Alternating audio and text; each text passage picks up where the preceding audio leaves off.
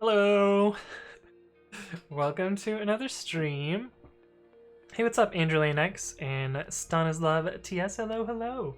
Welcome. Let's see, what is today's date?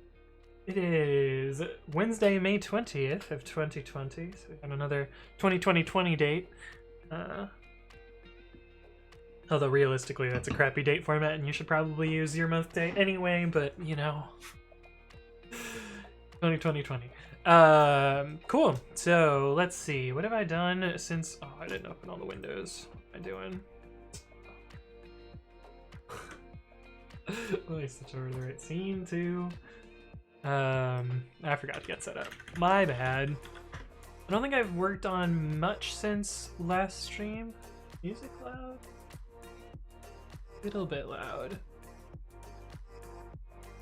Actually, the sound levels are fine. Okay. But I don't think I merged any of my changes since last stream. Oh, I did change one thing. Oh yeah. I made a change to Python actually since last stream. It was just a change in the documentation because the docs build was failing. And Python 3.9 beta 1 has been released. So yeah, if you want to check out the beta, I also uploaded packages to Dead Snakes, and so the latest release right now is 3.9 beta 1, and I had to patch beta 1 because it didn't build because this crashed, but it was a super easy fix. Apparently code block in RST requires a language or something, and so I added a language and that fixed that, so that's pretty good. Stanislav says, how do you find things to do in the Python repo? For CPython, if I'm like looking for things to work on, their bug tracker fucking sucks. It's so bad. But it's actually like there are some ways to find stuff to work on here. Like there's this easy issues tab, which I don't know that it is actually correct or not, but you can usually find easy issues through this, and people will again like try and help you. Although a lot of this issue tracker just kind of gets lost to the ether because it's massive and like no one quite knows how it works, and I know a lot of times issues just like disappear here. But this is like kind of where you can find easy tickets to get started with, and people will hopefully help you with them. In my case, I found this because the builds that I maintained for the Dead Snakes PPA were broken when I upgraded. So I had to make a little patch. Let's see. Yeah, so I had to. We have a diff here because I committed a patch file. But yeah, I needed to fix the zone info. But this is fine. I'll be able to delete this patch for the next release because they will just fix it upstream, which is great. Well, I fixed it upstream. Yeah. Anyway, they pulled my patch, so next beta 2 will have this. I won't need this patch anymore. Although, I don't know why I have those patches still. But anyway. That's that. So I released 3.9 beta 1 packages, mostly automated. I had to do other than this build fix, I had to do 2 manual steps. One of them was to add this module, which is now depended on by CompileAll, to do some like hard link optimization shenanigans. So that was a little thing, but I had already fixed this once because the nightly build broke in the same way. And I had to do my normal symbols update, which I fucking hate doing. It's such a pain. This is the worst part. The symbols part is literally the worst part of maintaining these builds. Because I don't even know if anyone uses these, but we maintain this list of symbols that are exported by the shared objects in Python. And they change every release, so like, I can't get these to ever be consistent. And sometimes you add functions, sometimes you remove. Wait, this is an add, this is a remove.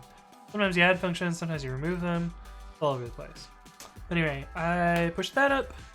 The other thing I did was I merged a bunch of those pre-commit hooks branches that we were talking about last time.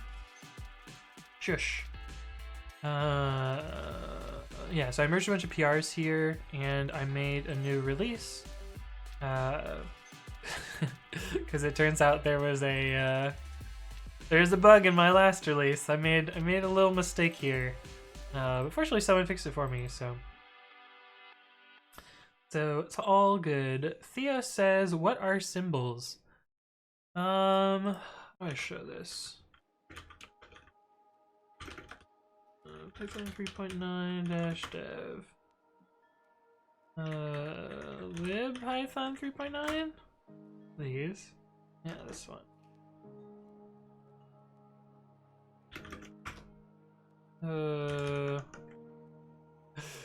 How to show symbols in SO file. Probably object dump and not nm. nm is for .o files. Wait, it says nm.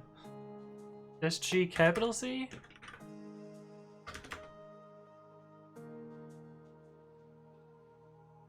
Let's try this one instead. Oh, damn it, it's not Control Shift C. But anyway, the symbols in a file are the names that are exported as part of this C library, such that when you link into this library, the dynamic linker will hook up your function calls in your client code with the symbols in the actual code, such that when you make a function call, it will call into the other library. But yeah, like these are all the names that get exported. And Debian does this thing with symbols in that they version them such that when you upgrade a Debian package, it should only add symbols. Now, of course, when you saw that patch, it added and removed symbols, so it's technically an ABI break between that and the previous version. But since it's still in beta, they do ABI breaks quite a bit, which is fine. You know, add, experiment, etc. But really, Python exports more symbols than it needs to in its shared objects. Like, there's no reason that like these underscored names should be exposed. And I think in 3.10 they're actually gonna stop exposing some of these, hopefully, which may actually, you know, pare down the C API to something that's a little bit more manageable. But yet to be seen. Hey, what's up, Batiska? Hello. We got a joke here today. Oh, my bot is purple. Okay, huh? Is it purple on? No, it's orange there. I need to give my bot a color. Right now, it just gets a random color. What's up, Arjuna the Feared? Hello. The joke is how to explain the movie Inception to a programmer. When you run a VM inside of another VM inside another VM, everything runs real slow. It's kind of true.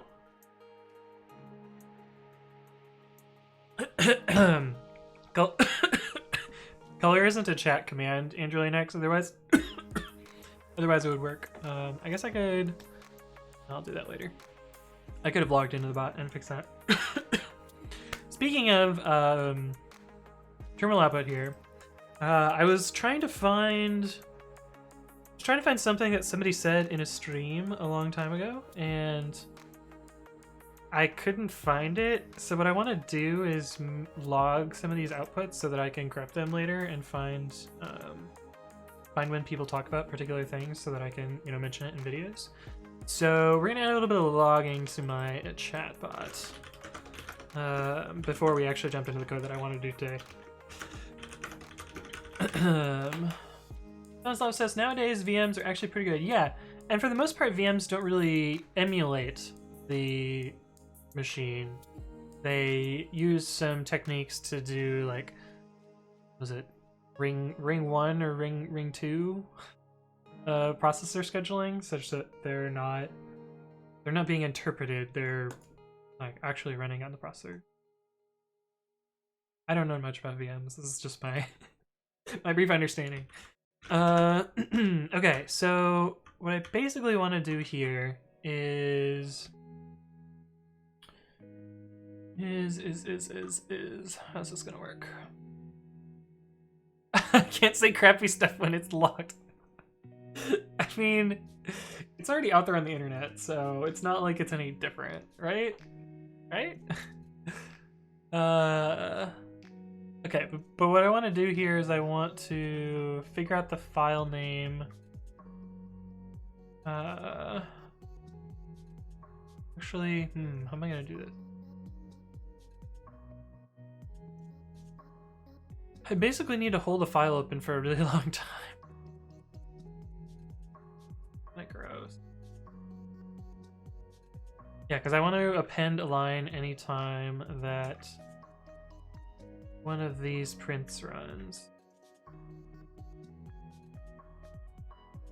Or sorry, this print, or this print, or this print. But it's problematic because there's 3 of them here. Next says, "Where's the keyboard?" Oh, did I not turn it on? Oh, I didn't even set it up today. I can set that up if you guys want to see the keyboard. I just forgot. I am so prepared. Yeah, let's get this.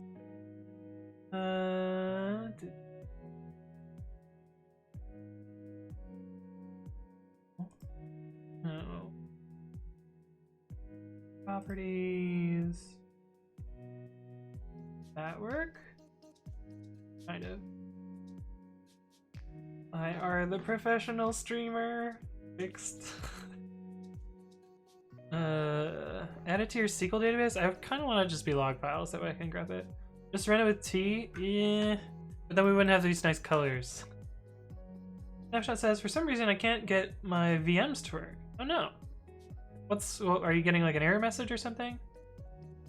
Stanislav says, maybe caching and after a certain amount of messages dump everything at once. Oh, yes. Controlling Next says, what's a SQL database? Well, maybe you say SQL, like a goofy person.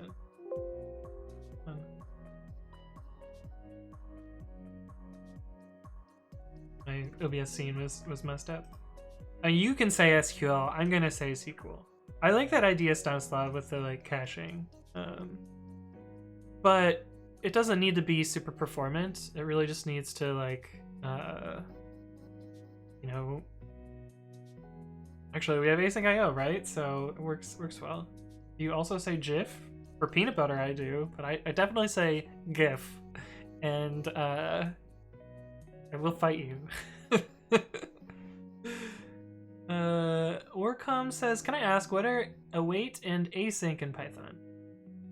So in Python 3.7, when was async and await added? Async, await, Python 3.7, I think. Yeah. Yes, 3.7 plus. So in Python 3.7, there was first class syntax made for asynchronous coroutines. Basically, an event loop protocol was added to Python, and these are syntax sugar for defining awaitables, which are functions that have the double under await and double under. But anyway, it's event loop driven. Event loop driven programming. I don't really think async IO was ready in Python. I think it might have been too early, and it's really difficult for like I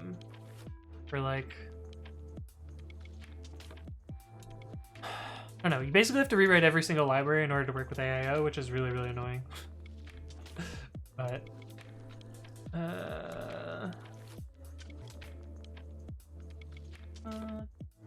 well, VirtualBox, I can't get them to finish the install. Huh. Is it just like crash, or? Movie Jamal says you better anonymize the logs or we'll be taking advantage of our right of access. I don't think so.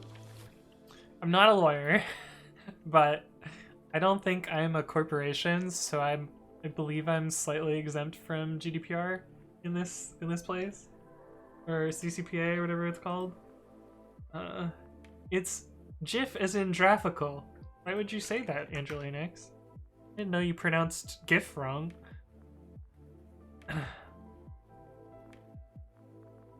This is like pretty true. Also, why did this dude just like at everyone? Like, cool. Cool, cool, cool.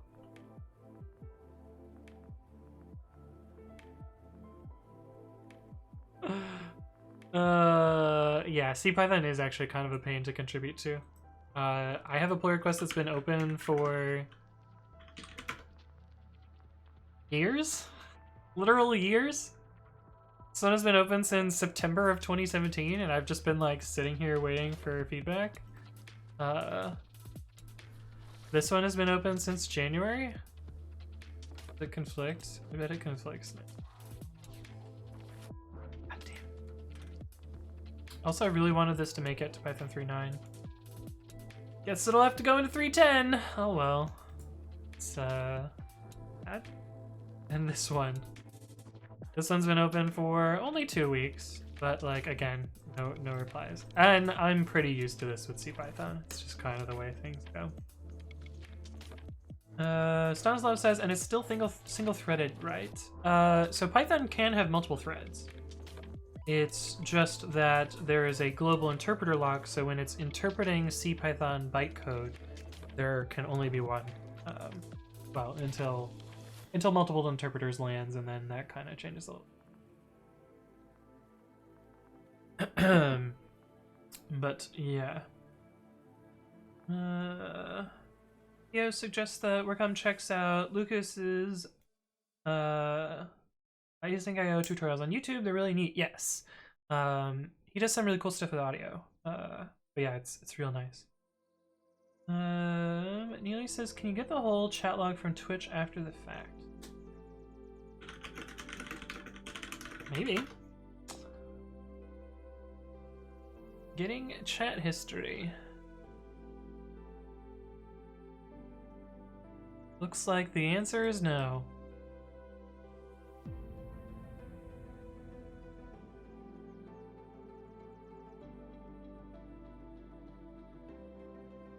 Oh, is this a thing? Is this a thing? Twitch chat bot rules. Maybe I shouldn't do this. Twitch IRC bot policy. Here we go.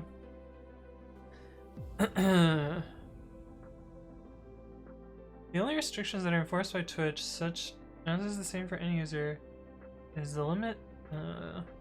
Oh, maybe there isn't. The guy seems angry. Oh, we got the drop song real early today. Nice. Nice.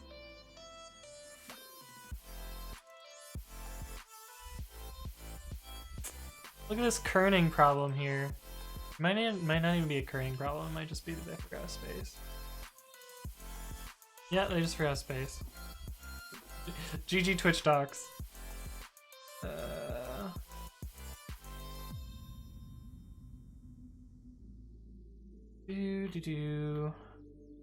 Known and verified bots.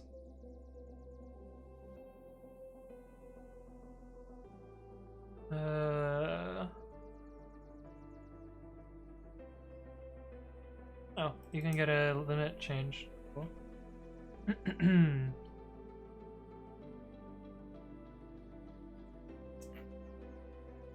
Anyway, I think they're making stuff up, but we're gonna log stuff. But yeah, I don't think I can get it from there. Won't go past the name this computer screen. Do you have like there's the button grayed out snapshot, or does it probably just means you need to fill out another box? Maybe. Stanislav says, I think Soding is currently developing an application to render Twitch chat messages on a VOD. Oh, that's cool. My VODs are too long that I don't really want to re-render them, so I usually just upload them without editing, because otherwise it's like a 12-hour render, and I don't have time for that. Hey, what's up, C-Complex? Hello, hello. Actually, it's less than 12 hours, because it would be... If there were 12 hours, I would just re-record the same, but yeah. Okay, there's no way to do that. That's cool. What was I doing? I can close this tab. easy issues. Cool. So how do I want to do this? I think what I'm going to do is make a logs directory.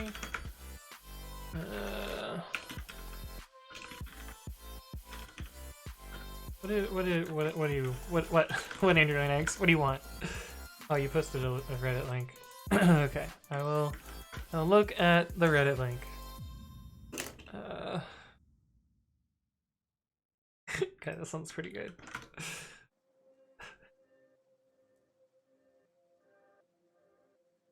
Asking a friend to help in debugging. Asking for help on forum/Stack Overflow. Asking help from a JavaScript creator. He really added Brendan on Twitter. That's kind of amazing. Does not let me type in my name, and the buttons are grayed out to move on. Huh?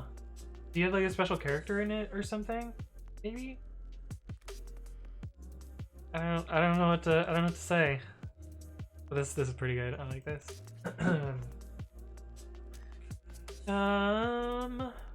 Peter Jansen says, "Oh boy, even more people learning how to program with Python." I'm not learning how to program. I know what I'm doing. But I will be. Yeah, I mean, I will be writing some Python.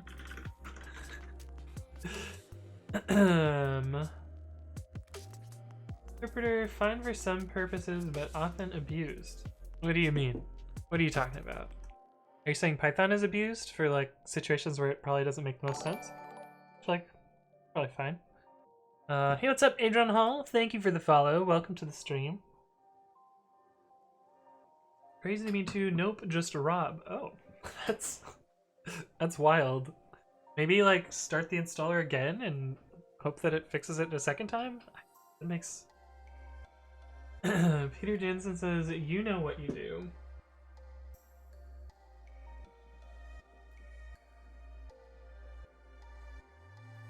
Adrian Hall says, "Sure thing. Glad to be here. Been looking for more Python stream." Nice. Well, we mostly do some Pythons here, so welcome. Let's see. How do I want to do this?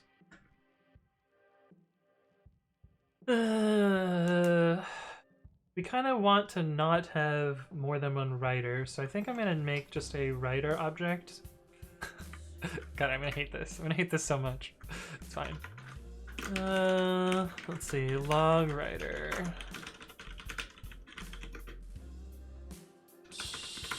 Self.date.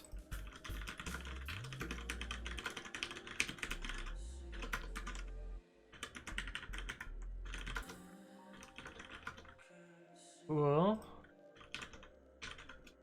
Datetime.date.today. Is there like a UTC day? Not that it matters.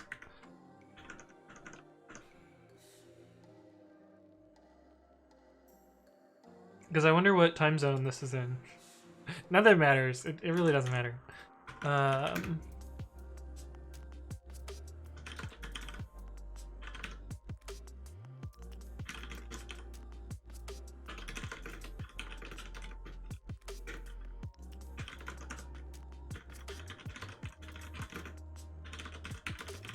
Make the logs directory, and we want to actually, since this is async IO, we need async IO's open version function. Open file, not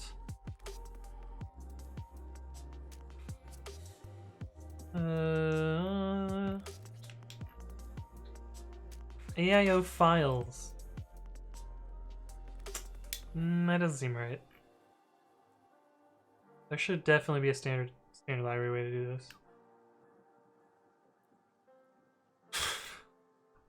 this. Seriously? Really? A thing called async IO cannot do basic files. That seems not right. I mean, I don't need this to be async because it's just a simple write operation. But at the same time, the TCP stream.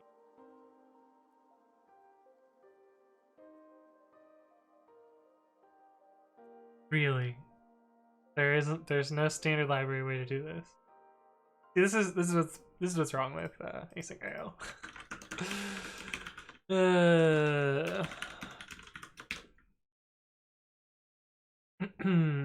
Log self.date .log.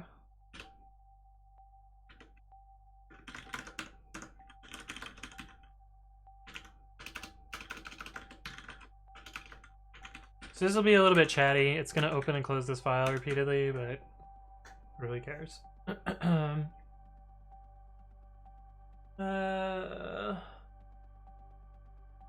See.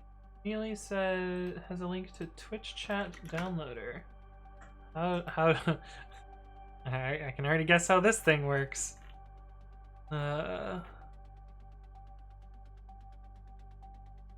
It's from a video ID that actually use it probably doesn't use the API is my guess.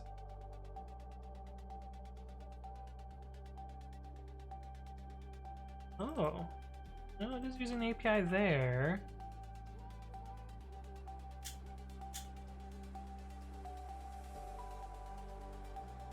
Oh, I guess it is in the VOD.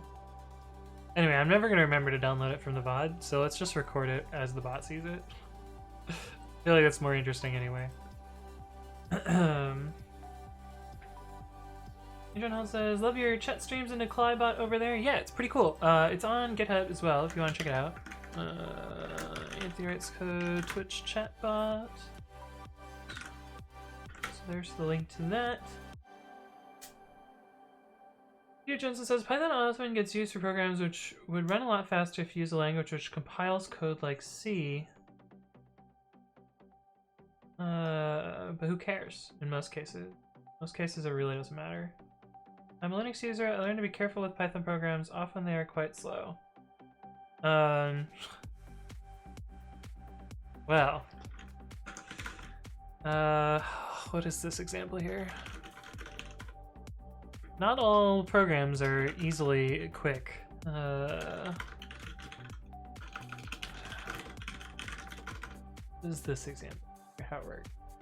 It's like a very simple program that reads from standard in and writes to standard out. And it's really slow in C++.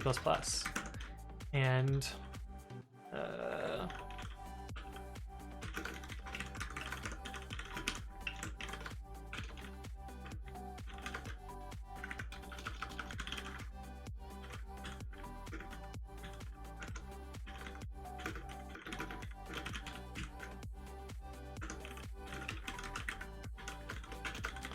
whereas if you wrote the equivalent program in Python, I don't remember this exactly. I forgot a semicolon. Of course I forgot a semicolon. S was not declared. Right.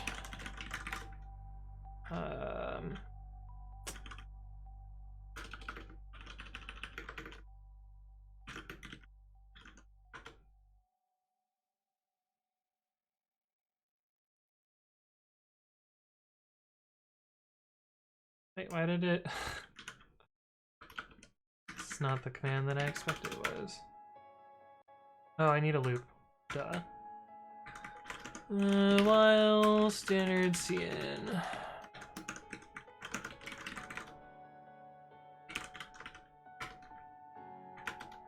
Okay, so there's a program. You don't really care about the output.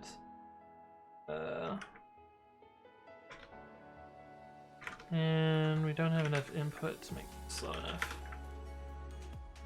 It might be a little bit more. But anyways, there's like this very, very simple C++ program that, you know, it's a compiled language. It should be fast, right?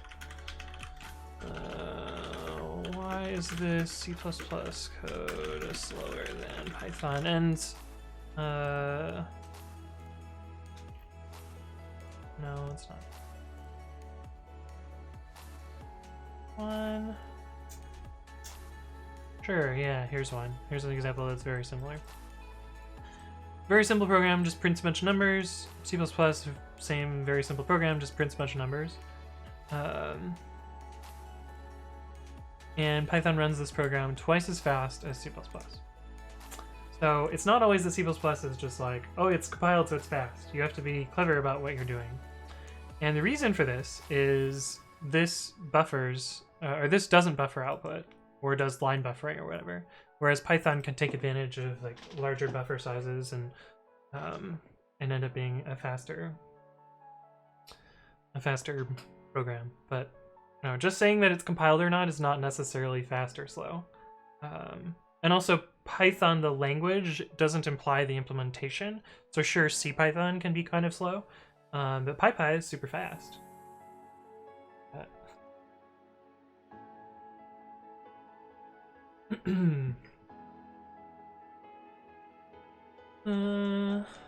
Assembly, yeah, you should stop writing C also, because C is slow. You should clearly just handwrite assembly, because that's the fastest way to write code ever.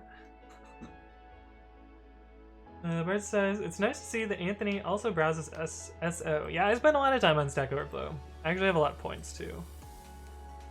Look at all these points. So many points. John Hall says, but even amid that, I dig the language and all. The libraries make it a breeze to use. C, however, is a bit of exponential increase to work on a lot, at least in my opinion. Yeah, and don't get me wrong, I like writing C. I like writing C++.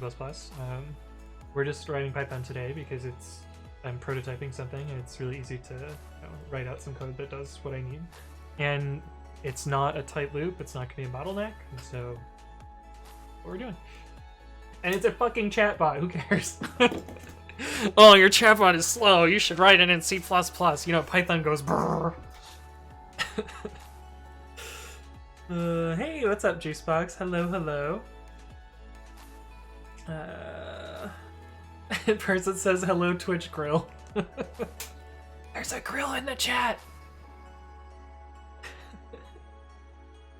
Dare you imply that I'm a thin metal sheet stuck to one's teeth? Oh, a different grill, I see. Endel is slow, yeah, there we go, Pushback. Person says we're in the middle of the pandemic, give me a break from gender bullshit, please. Well, that task switch from Python to C. How the hell do we switch to C++? We're not going to be writing C++ today. I just wanted to prove a point. Hey, what's up, Hukatas? Hello. John Hall says, big points for pointing that out in the rights code. It is indeed about the code, about the implementation, and how it's all called. Yes. Mimi Jamal says, I feel like 99% of the time people think that a language is too slow, their code is just shit. Ain't that the truth?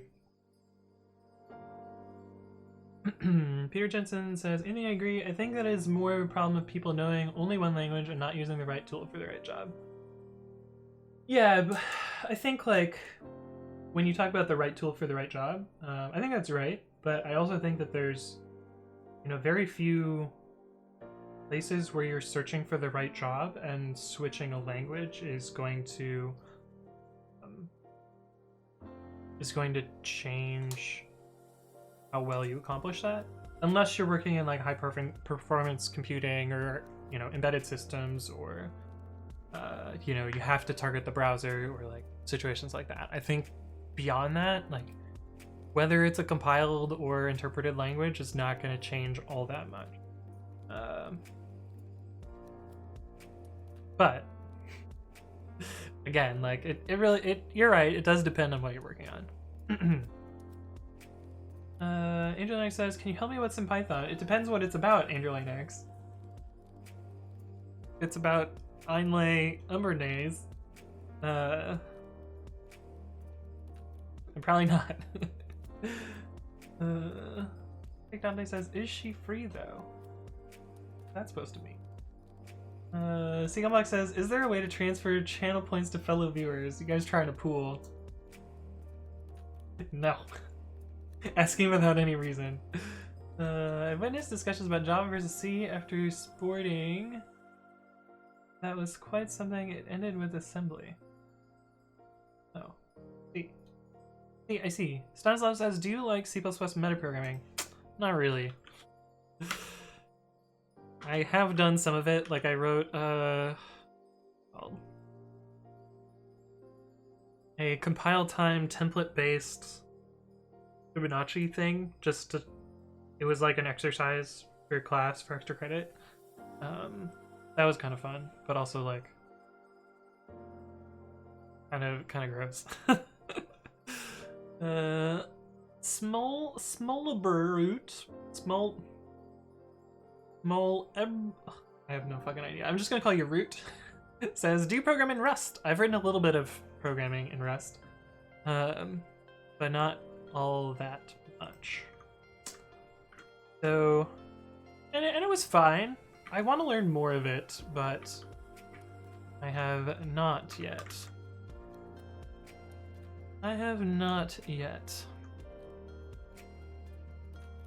Okay, so let's see. Where do I want to put this?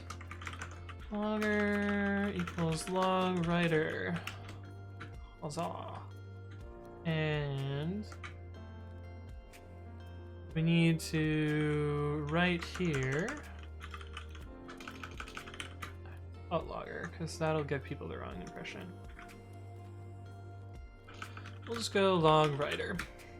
And that surely is going to be too long, and so I'm going to have to change.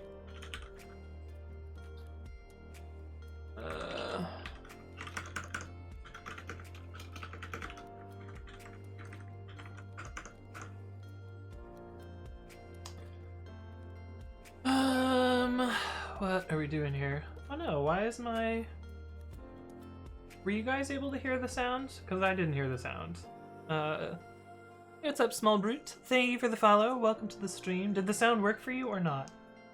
You guys heard the sound? Streamlabs? I don't know why it didn't work for me. But at least I noticed. Hey, what's up, Vivax? Haven't seen you in a while. Welcome back. Hey, Dan Claudio Pop. Hello, hello. Sarcastic Dante says that he likes Rust. Good. Snapshot says, did you get to watch any of the Microsoft conference? No, I was busy, but I did hear about their package manager, which I'm pretty excited about. They're finally going to have a real package manager on Windows instead of the wild, wild west that we have today. So it'll actually be better than macOS for once.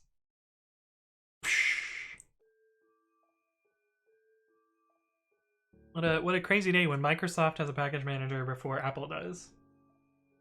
Crazy town. I like Rust concepts, but I don't understand it to write something.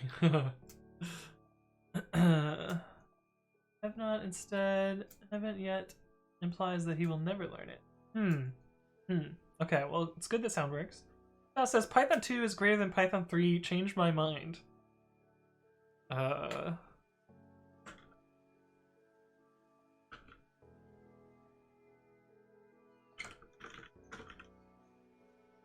I don't have Python installed, guys. I don't know if I can do this. No, I have Python 2. There's a lot of reasons that Python 3 is better than Python 2. I feel like just one thing that I would pick out of everything is it would either be type annotations or f-string. They're both pretty good. They're both pretty good, in my mind. Oh, you meant C++ metaprogramming, not Rust. I see. Makes sense. Peter says, I took a look at Rust, then I gave up. I will try it again later. Arsa says, Anthony secretly watches Microsoft build. Juice can confirm from the logs. Are you asking for more staff abuse? Parson?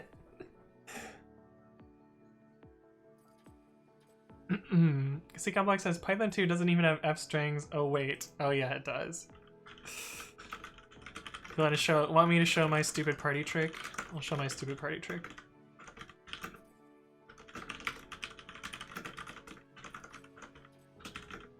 So if we have this file and we print, you know, thing equals world, hello thing, you know, your bog standard f-string example, and you get syntax error, invalid syntax, but you can pip install future f-strings.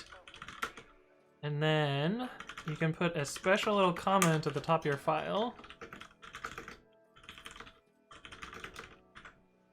Like this. And now suddenly, Python 2, wait. Did I make this version wrong? I did.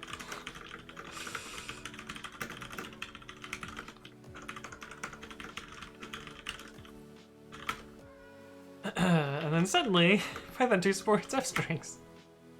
Kind of ballsed up the demo, but whatever, it's good enough. Stanislav TS says, isn't Brew kind of official, or at least the widely accepted as the package manager of macOS? Nope, not official at all. In fact, like a lot of people use ports instead. Hey, what's up, Code Meow? Thank you for the follow. Welcome to the stream.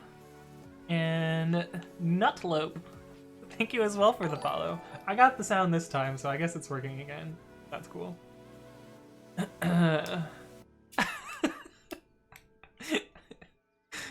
G says, I already checked. He has no hours watched for Microsoft, but 122 hours watched for Pokimane this month. How would that even... The 20th day of the month? That would be... maybe 6 hours a day? I don't even think she streams 6 hours a day. I don't know, I've never watched her stream.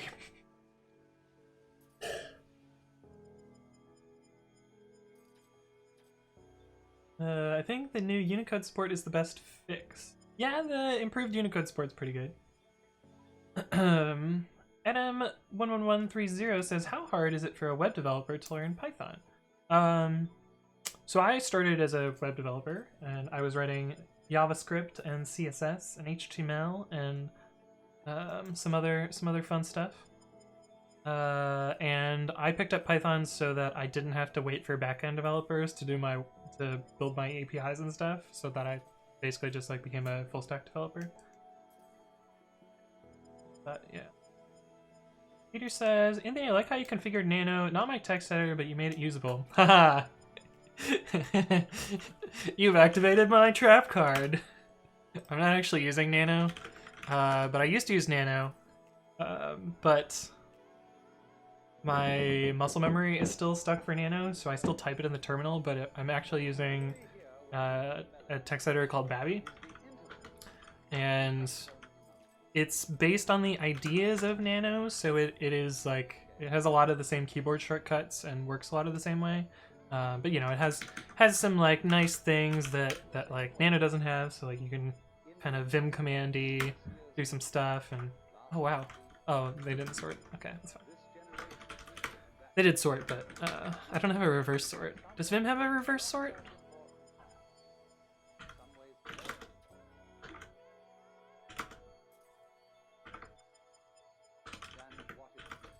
I don't even know what it would be. But yeah, Babby is based on the ideas of Nano, but with more features that I wanted to implement. It's pretty cool. But Nano is horrible out of the box. It takes some work to get it good. Yeah, this is when I use Nano. This was my Nano RC, which actually isn't that much to make it pretty good, but it's still not a good text editor. It gets the job done, you know. It makes it happen. The bot got you. That's funny. Hey, what's up, Memphis? Hello. Ken Q says Vim greater than Nano. I mean, it is better than Nano, but I would rather use Nano than Vim. He configured Nano so much he even gave it a different name. Yeah. Peter Jensen. Oh, about Rust. Okay, yeah. She says, lies, Anthony memorized her stream schedule and bathroom schedule. It's a little weird.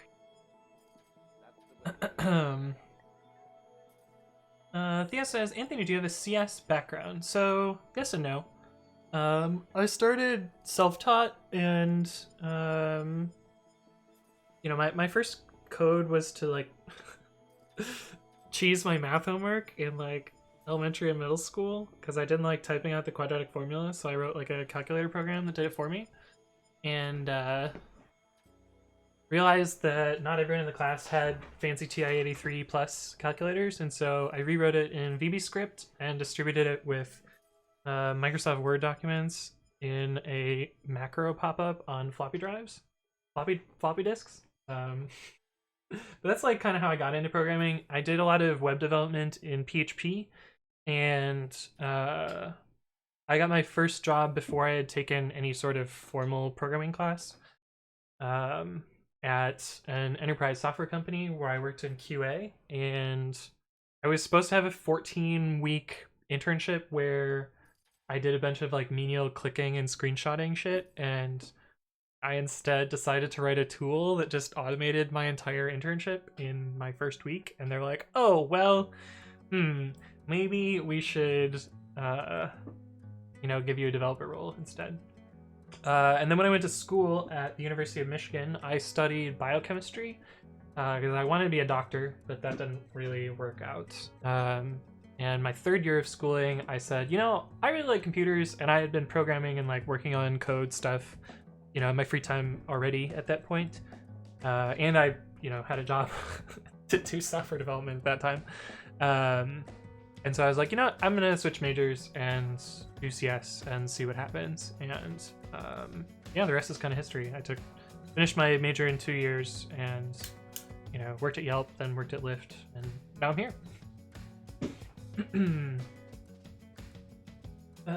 You should make that a command. Yeah, I could do rsort. It'd be pretty easy. It says he should also alias Babby. Oh, the terminal is basically vanilla. Except I have one patch to it, Peter, because tab tearing is turned off because it can cause crashes. Which there's a clip where I'm like, oh, it works, and then it just immediately crashes. Pretty good one. Bang GitHub. So GitHub is listed below. Oh wait, GitHub did work. It was an unknown command. Oh, bang terminal. Very, very quick after each other. You should alias Vim to Nano and then start using Vim.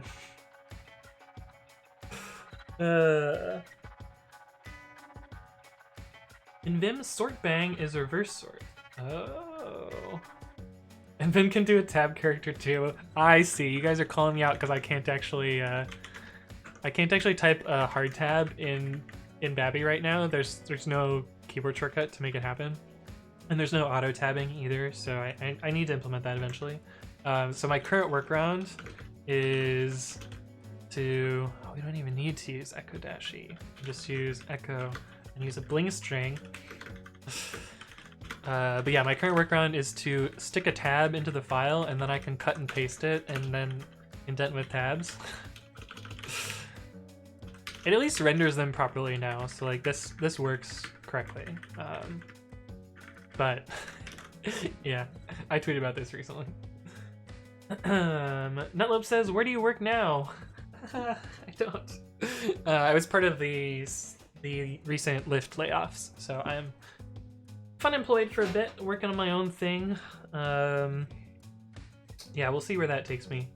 And I'm kind of time boxing myself to spend some time to work on my own things, and then eventually, re-enter the workforce.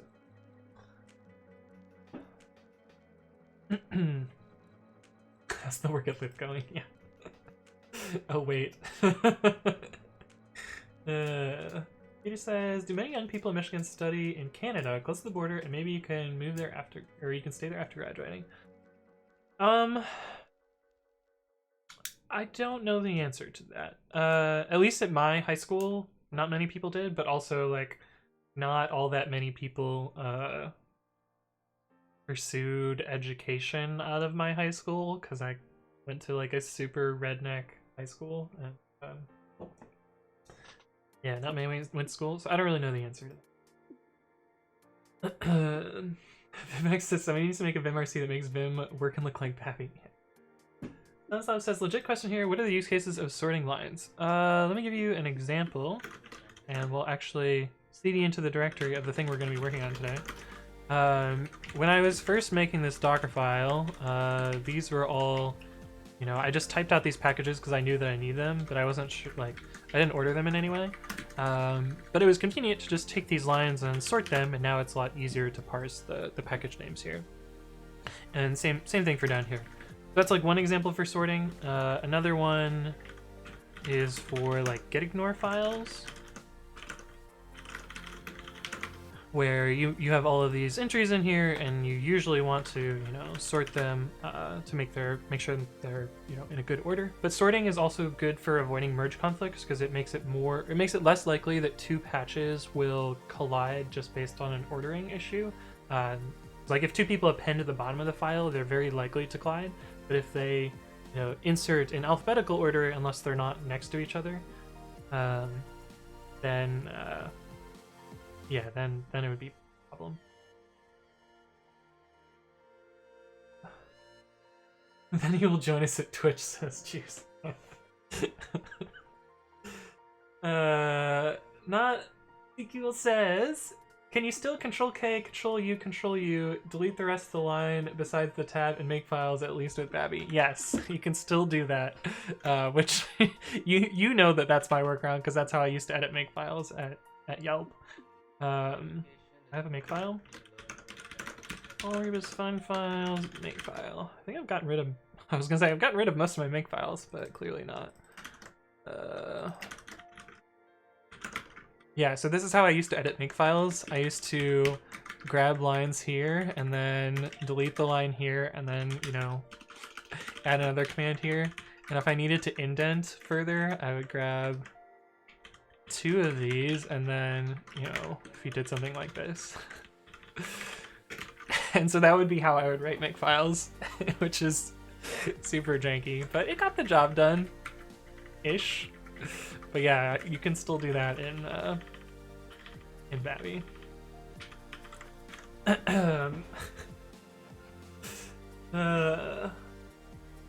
here, man. I'm sure you'll do great. Yeah, that's the plan at least. Philip says, I'm curious, why not use VS Code and instead of all these text editors that seem much worse? I'm new to programming, so I don't really like windowed applications for text editing because I feel like the context switch is a bit much. So I don't know. I feel like I'm slower when I use VS Code and other IDE like things. That said, I used to use IDEs and I really like them and they're really helpful, especially when you're just starting out. Hey, what's up, Joe SSH? Thank you for the follow. Welcome to the stream. Akata says, stop talking to us and start coding. We'll get to it. I promise. Oh, I didn't even finish this.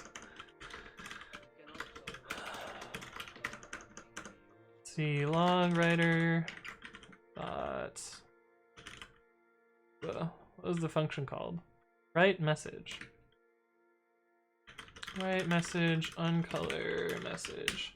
It seems like a lot. This seems like a lot. Maybe we just do logwriter.write message instead of print and it will do both of the things. Logwriter. Yeah, let's do that. And it will handle the uncoloring part.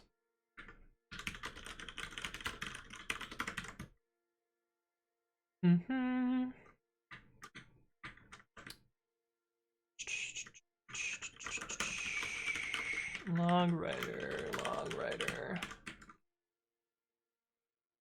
And logwriter.write message.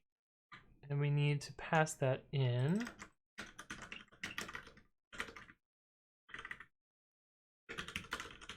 This function has too many parameters. Fine. Okay, and we need, let's see. I feel like I write this function a lot. Uncolor to strip,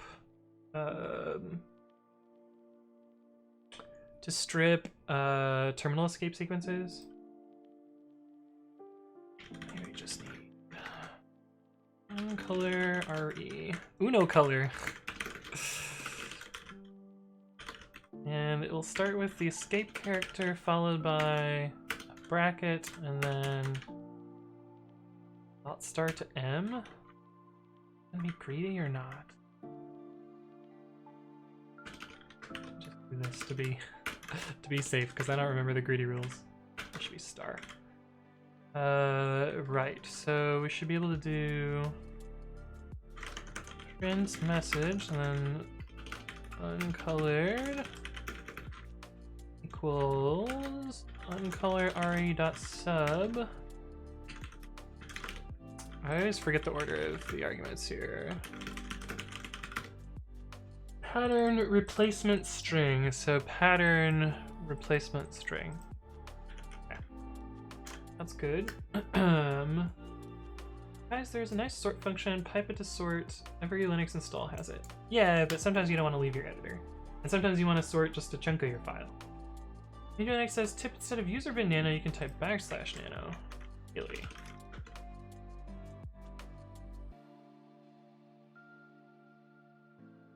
What is going on? How? How does this work, Andrew Linux? Teach me. What fucking wizardry is this? No idea? / before executable name bash. No, that's a /. I'm talking about /, literal /. What does /dot mean?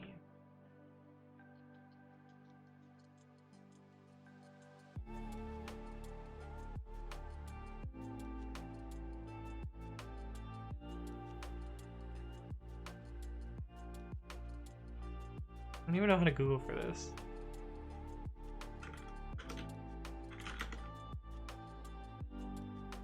Non-quoted / is the escape character, preserves blah blah blah.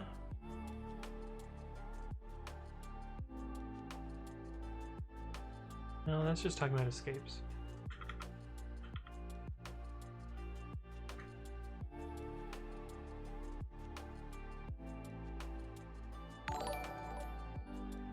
Hey, what's up, D the Wolf01? Thank you for the follow. Welcome to the stream while I read through a man page to figure out what's going on here. That's still talking about escaping. That. Still escaping.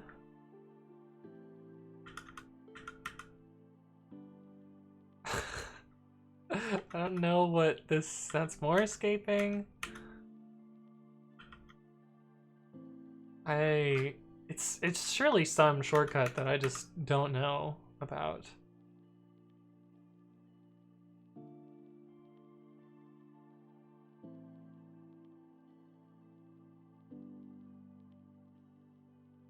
Place syntax, more escaping. More escaping. That's just not in here. I don't know, man. That's cool. I guess you learn something every day.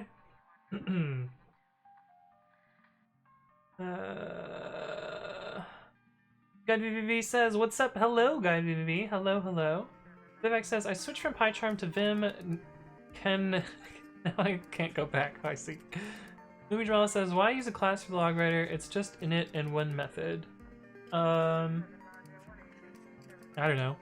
I didn't want to pass that date string around everywhere, and I didn't want to recompute it every time, such that, like, imagine if I started a stream at 11 p.m. I would want all of the logs for that stream to go to the day that I started the stream on, so that's why it has state there, I guess.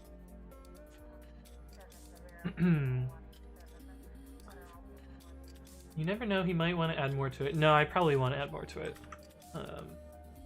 What I could do, I get real cheeky and have def write message and have message stir and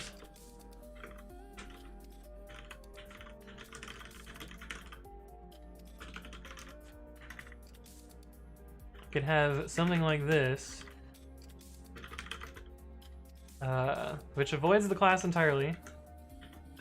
And this date gets initialized, missing a parenthesis. This date gets initialized at import time. It's a sneaky global variable. And then I don't need any of this. I could do that. It just feels grosser, and it's kind of accomplishing the same thing.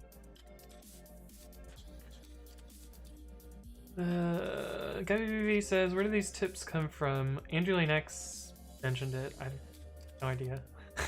She's like here with the backslash confusion. Yeah, but literally, confuse. Does it work with every command? Does it just ignore aliases? Is that what it is?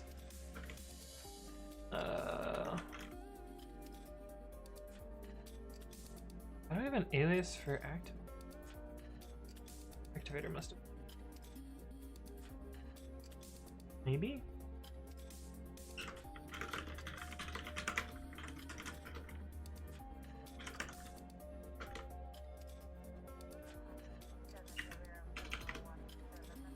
Yeah, activator sets that alias. What were the other aliases? DC equals CD, so if I do backslash DC... Okay, I think it just ignores aliases.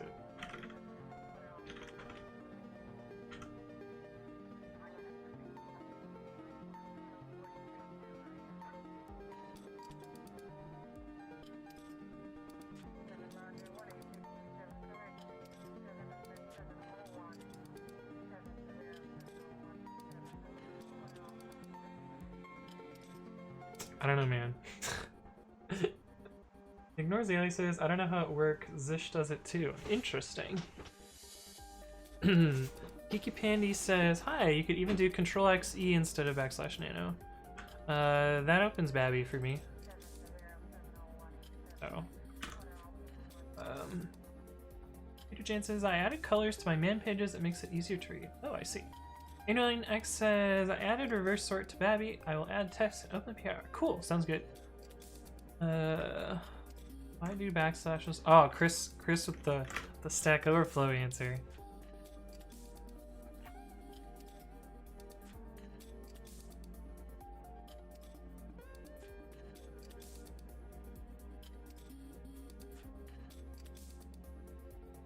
Do I have to actually read the question? Does the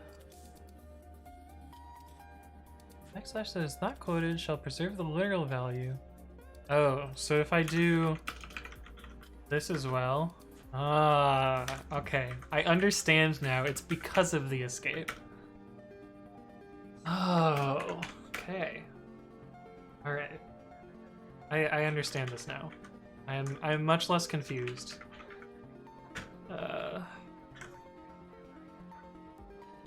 Okay. This is way less big brain than it was before. Thank you for that, Chris. That makes a lot of sense. Pusherback says, why not use logging with rotation? I really hate the logging module. It's sneaky global variables. I try and avoid it. That said, Precommit uses the logging module. I really want to factor it out there because it leads to some weirdness in the tests where like under some cases the logging doesn't get torn down properly, and so every test after that will spew logs twice, and it's just a mess. But it's really easy to accidentally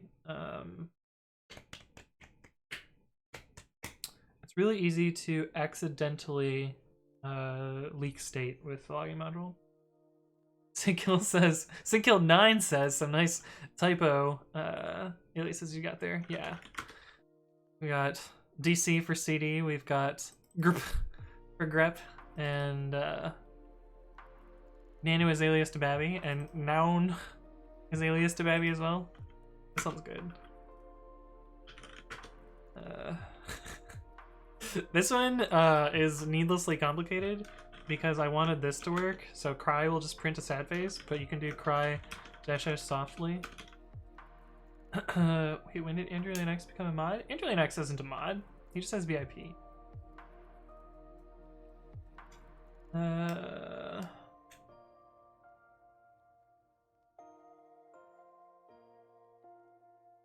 Thought on a different stream. Oh, I see. I typed backslash nano, I wanted to escape nano, so I typed :WQ.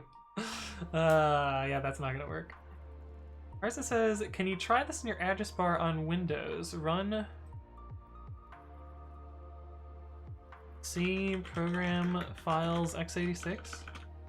I feel like this is not gonna do anything. I hope this does nothing. I mean, we probably need to quote it. I have insert mode on? Yeah. Didn't do anything. It says, I try to escape the responsibilities, so I just log up from SSH. Nice. What's up, Fang Skills? Thank you for the follow. Welcome to the stream. And welcome back, Lucas Ribeiro. Hello. Lexi is just looking for dollar editor. Yeah. I think I have dollar editor set to Babby, finally. And Echo Visual as well. Did I change in my git config? Editor. Babby, yeah, we've fixed all of the things. Jake J24 says, are you in a virtual machine? Yes. Yes, I am in a virtual machine. Spoilers. Oh no. Oh no, no, no. Don't make Andrew Linux mod. Don't do it. It's a trap. Try this in Windows Explorer. I am concerned. I'm gonna do it off screen first, just because I don't know what it does. Yeah, that did like nothing. Are you just trying to see what programs I have installed? What 32-bit programs I have installed? Do it on screen. So I just type C program files x86. And this is all it did. Oh no, I have Steam installed. You got me.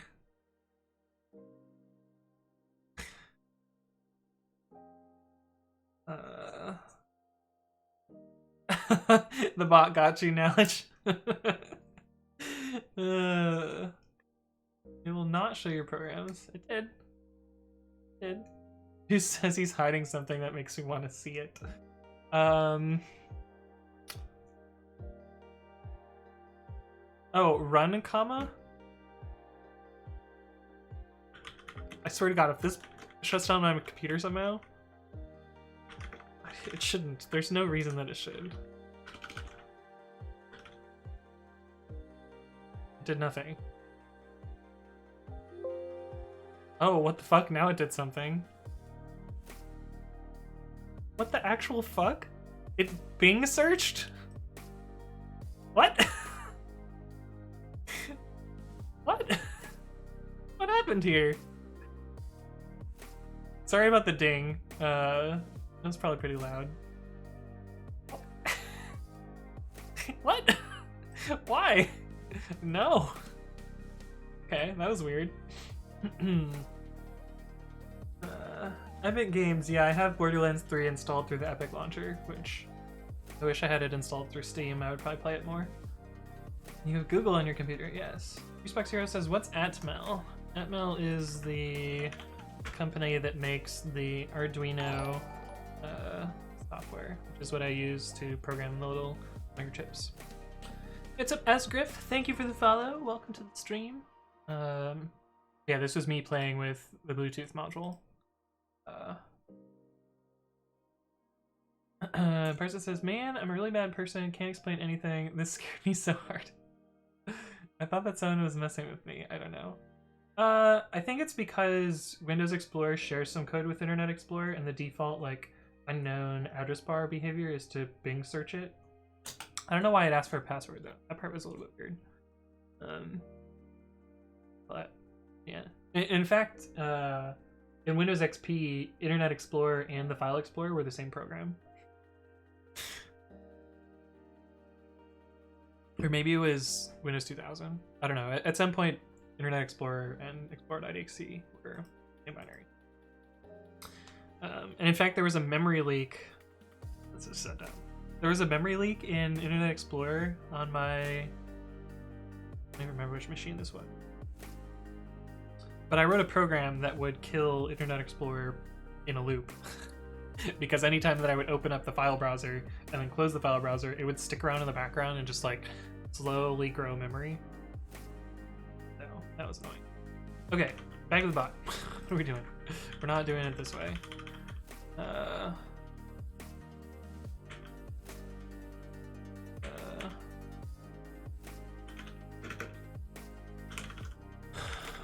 I undid too far and then I redid, and so now I have to do this again. Okay, so in theory, this should work. He says with confidence and not checking.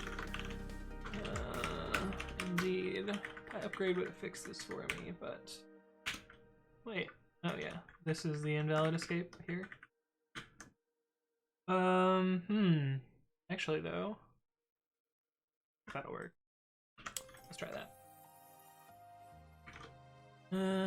So we send a message in chat. It still shows up here, and we should see it in a log file. In here. Hey, didn't even get the badges. Badges are kind of unnecessary. If I send another message. Okay. Alright, that kind of works. Oh, I sorted the gitignore. Nice. Because it apparently was not sorted before. Seems fine. Yeah, you won't see highlighted messages in the log. But I think that's fine.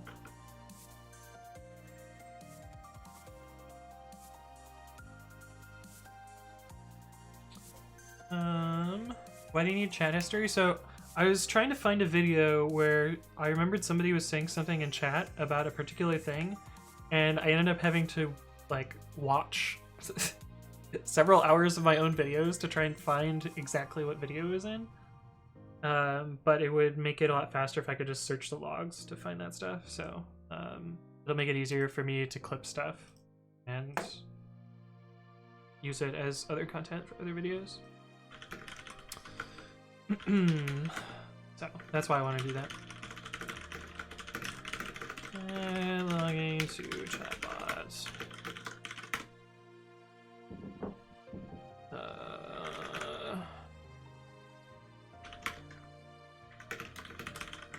Am I really not using a new enough version of MyPy? I thought MyPy didn't care about that anymore. Ethan! What? Why is this not a thing?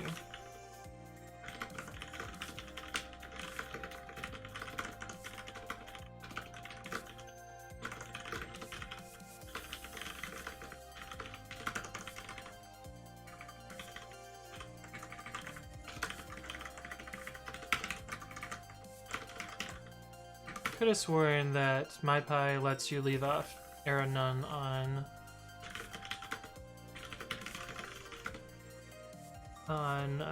init functions.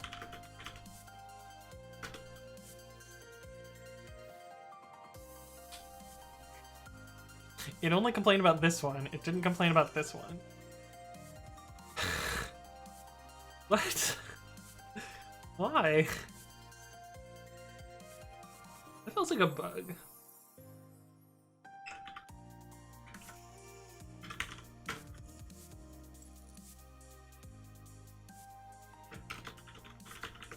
Let's see if anyone else is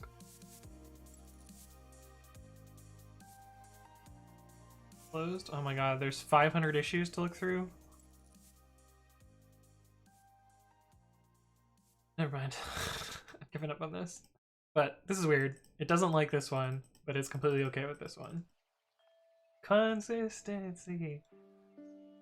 Complex says, I'm a noob. Can you briefly explain what async functions do? Yeah.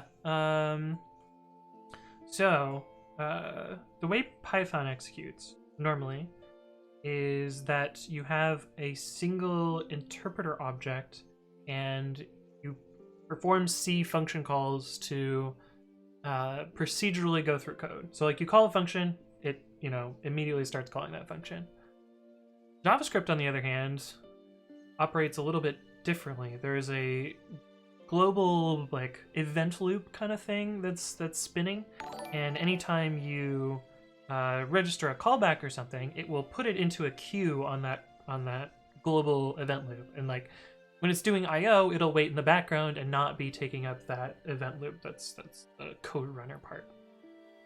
And Python added a feature that's it is an event loop, and the way you schedule code onto that event loop is by writing awaitable functions, so functions that are async defs or classes that implement double underweight, and those can be put onto the event loop queue, and when they await, they kind of like chill out and don't take up that executor until their IO is completed, and then they're rescheduled. So that's kind of how async works a little bit. It's kind of a terrible explanation because it's kind of complicated, but it's probably the simplest that I can explain. Hey, what's up, Scepter? Thank you for the follow. Welcome to the stream.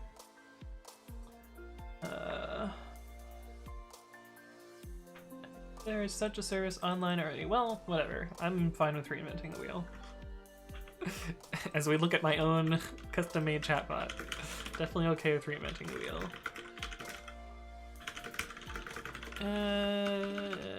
Chat logging.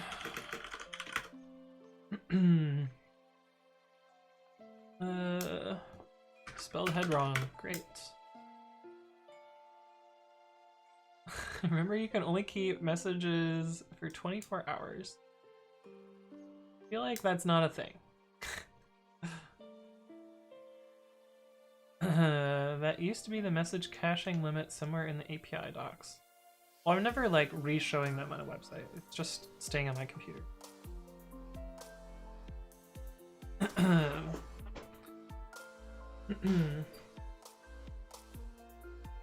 They can do whatever they want with the juicy chat logs. Yeah, I already checked with Juice on this. I was like, can I log chat? She's like, yeah, you're not a corporation. Dale says the MMU, Memory Magic Unit, is where all the magic is stored in your computer. That's not what MMU stands for. It is kind of magic, though. Ananthu says, I have a doubt, can there be an else without an if? No, you need an if in order for there to be an else. You can't have an else on its own. You can have an else for and while, and if you want to check out a video about that, oh no, I just resized my VM, no. I have a 1 pixel problem? I do have a 1 pixel problem. Why didn't you guys tell me? There's a pixel at the bottom.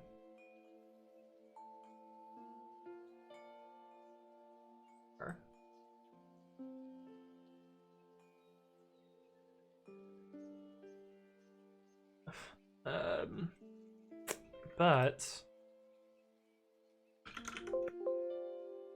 really not on the first page. Oh, where's the video? Here it is. So you can't have else statements without for, but they're for loops, and you can also have them for try except. Are there any others? No, just try, if, and for, and while can have else blocks. Sealblack says, good explanation as usual in the Rance code. Cool. I'm actually planning to do a video on that one at some point. Scratch, wiki, this thing. Yeah, so I have a placeholder for async IO. I'm not sure I'm quite qualified to talk about it, but I think my explanation there is basically what I'll say. And then some people will be like, no, you're wrong, whatever. Umi Jamal says, yes, 4else is my favorite thing. Yeah, 4else is great. I love it. Good. Knowledge says, do you think the event loop is a good or bad pattern? It depends, I think. I think it's really bad for debugging and for error handling and stack traces and knowing what the hell is going on. But it is an easy pattern for making concurrent IO processes. It really makes them easy to write, or easier to write without having to think too much about it. Although, until you forget to wait and then everything's fucked. Recta says, do they fix async IO? I remember it had poor implementation. I mean,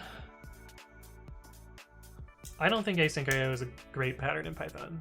I don't, like, partially because you need to rewrite pretty much every code that's synchronous in order to be asynchronous. Like, in order to interface with Amazon's APIs, you need to use AIO Boto Core instead of Boto Core, which means you can't use AWS CLI or you can't use Boto 3 or any of those higher level interfaces because the library that they're based on isn't async compatible, and you don't really want to write synchronous code in an AIO event loop because it'll just block everything else. Do the way the guild works. Adrian says test pass. Nice. Did you write a test? Oh, you asked earlier if you should write a test for this selection code, and you should if it's separate behavior from the normal code. Otherwise, don't bother.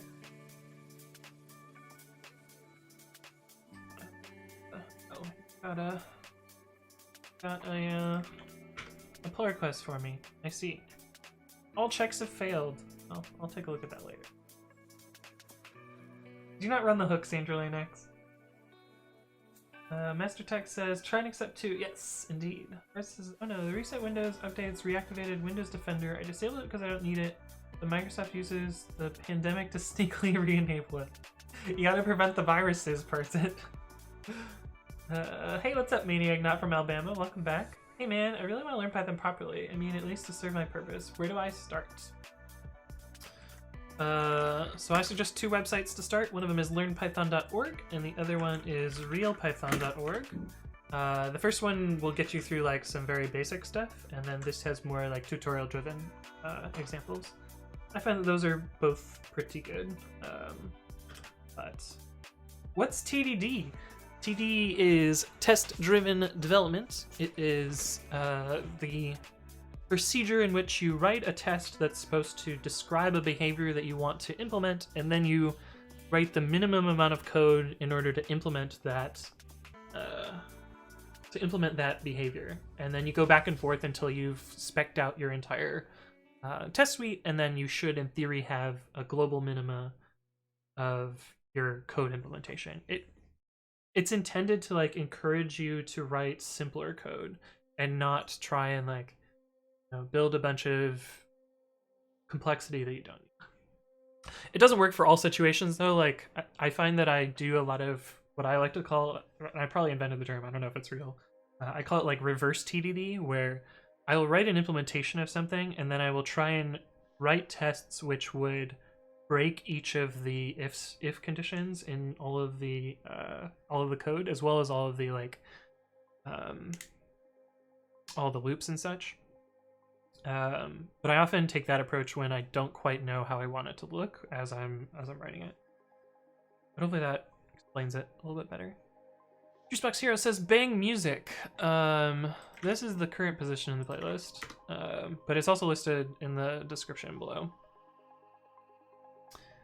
Do you find the event loop in JavaScript better? I find that writing JavaScript is kind of hard because of the event loop. It's gotten a lot better now that JavaScript has async await, but it used to just be like callback hell, and you promises, and your code looked like an arrow because you were having first-class functions everywhere and callbacks and callbacks and callbacks and callbacks, and yeah, I don't know. I think like because JavaScript has always been event loop driven, the protocol based libraries are implemented to that event loop, and so they're not like, there's no like rewrite everything kind of deal that Python's going through right now. Hux failed, Andrew Linux, ship it. Can you show an example of TDD? Sure, I'll show you like a very dumb example, but actually I'll probably just send a video as well. TDD. Because I like TDD. Oh, we already have a T directory. Cool. Virtualenv VM. We're just gonna do this all in one file.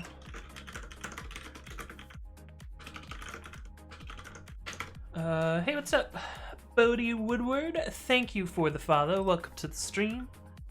Let's see. So we're gonna write a square function here, and we're gonna start with just a stub.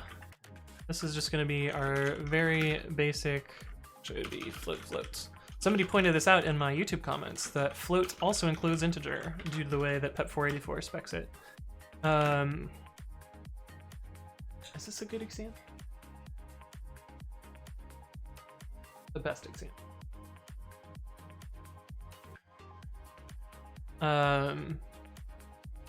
But yeah, let's just do like tests 0, for example, and you would do assert square of 0 is equal to 0, and you would, run your first test, and you'll see, oh, well, this is returning none right now, and we expect it to return 0, so we're going to do the simplest thing that will satisfy this test, which is literally just return 0.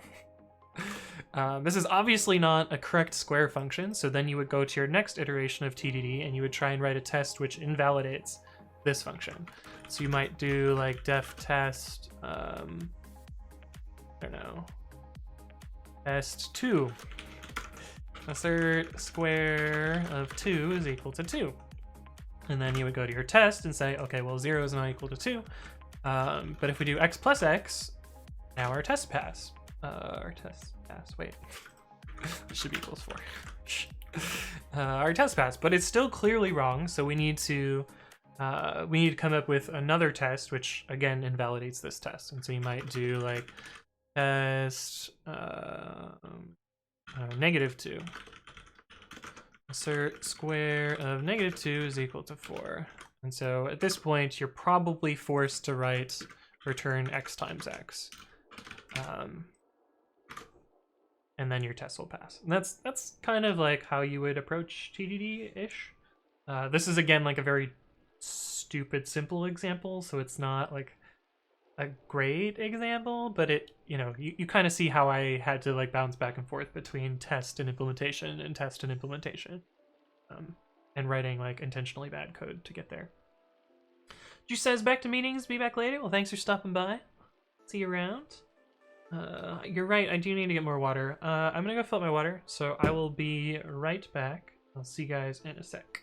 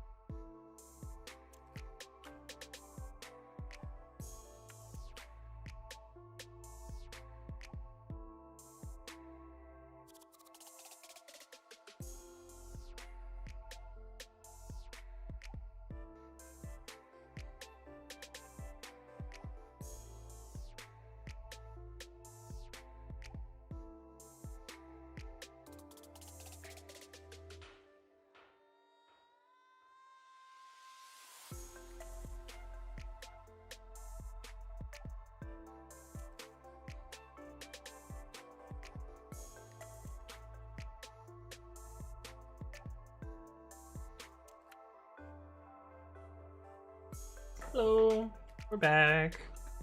I got my water. Let's see. Geeky Pandy says, what is your favorite project that you've worked on till now? Probably, for me it's probably Precommit. I don't know that it was my favorite to work on, but it's the one that I'm the most proud of. I actually think that my text editor has probably been the most like fun and challenging project that I've worked on, just because like there's so many things that I had to do, and I'm really happy with the results so far. Yeah, it would be between Precommit and Babby, one of those two. Peter says, question, after having only learned the basics of programming and just having learned about pointers and recursion, is it reasonable to expect that people can go figure out their own way on how to implement a binary tree? If they understand pointers, then they implement a binary tree. I think if you explain to them the like idea and the reasons behind a binary tree, like someone could be able to implement one. And when we learned, well, I knew about pointers before I was taught in school, but when it was taught in school, we were taught pointers, and then only like right after we learned linked lists, and then after we learned linked lists, we learned binary trees, and so it was kind of in that same sequence. Hey, what's up, WCA7? Thank you for the follow. Welcome to the stream.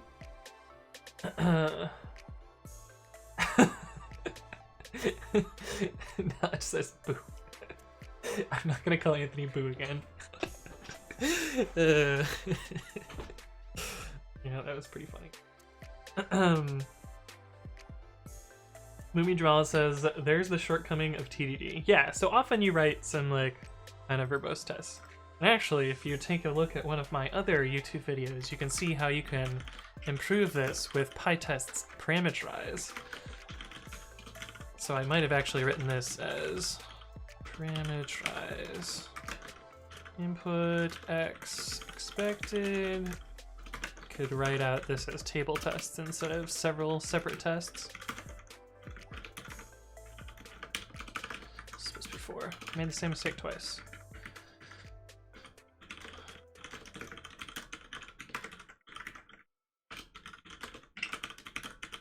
But anyway. Yeah, there's a video about that. Let me teach you second grade maths real quick. Yeah, it can be going. I need to know more maths. Maths is at the point. Thanks a lot, man. Yeah, no problem. Happy to explain. I think this is missing the most important step, refactoring. Granted, refactoring is a lot more experience-based and hard to learn as a beginner. Yeah, that's true. I think that refactoring actually doesn't fit all that well into TDD. It's more that like you want to make sure that you have a sufficient test set before you start refactoring such that code doesn't really break. And if you define the right interfaces, you'll end up in the right kind of stuff or the right kind of spot there. Bang Homeland, yeah. Now it says, where's your puppeter stuff? It is here. Put in the chat. Personal puppet.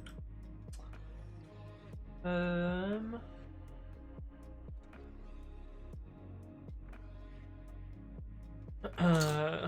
it just got a BBC link for me. Is it a BBC link, or is this one of the ones with the fucking weird Unicode characters that's actually a Rickroll? Oh, it is. I saw this link. This is pretty good.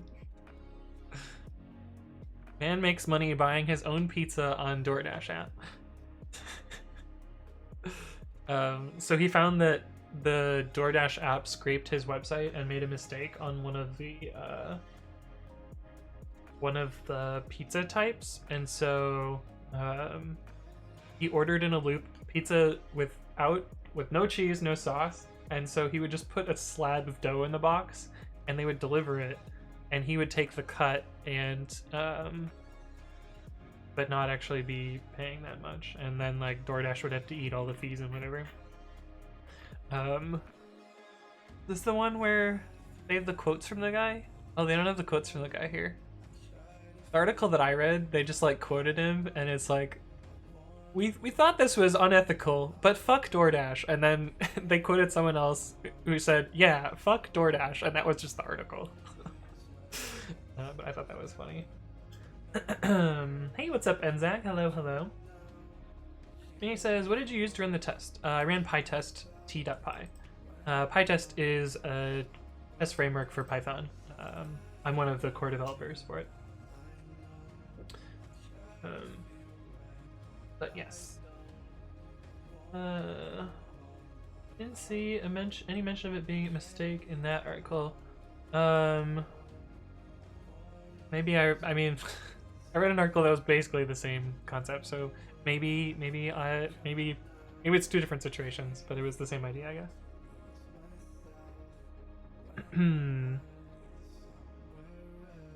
Basically purposely lowered to generate fake demand that they could use to pressure the business owner into signing up with DoorDash. Oh. The manifest file in Python projects, what the hell is that? I would argue that you don't need it most times. But I know I'm wrong, and I'm okay being wrong about it. I don't use it all that often.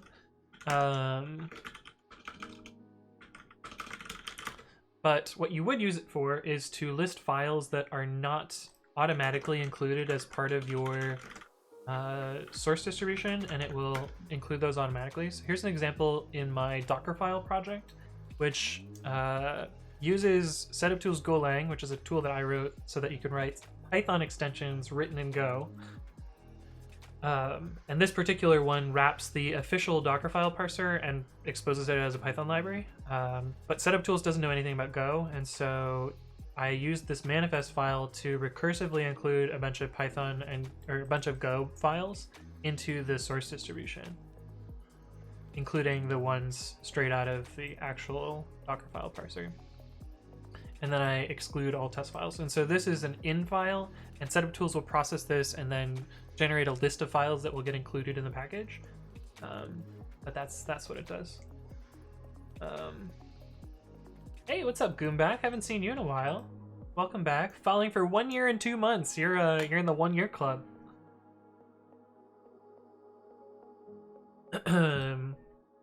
What does paren VM mean at the beginning of your prompt? So I created a virtual env here, and a virtual environment is basically I plan to do a video on this as well. A virtual environment is a separate, you can think of it as a separate Python installation where you can install packages that don't affect your system, and you can activate and deactivate them using a source command. A more portable version of source is dot.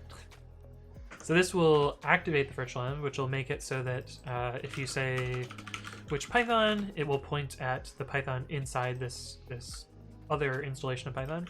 And then you can deactivate to go out of that. You can see after I've deactivated that VM is gone. And if we say which Python again, we do which Python 3, you'll see that it's the system Python.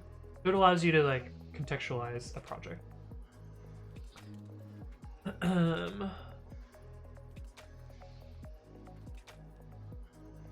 But yeah, we implemented I didn't implement the follow age command. Who in chat did that? Someone in chat added that command. I want to say it was senpause. Writes code, Twitch chatbot, pull requests. Yeah, senpause added that. Pretty cool. It's a pretty nifty command. Kind of like it.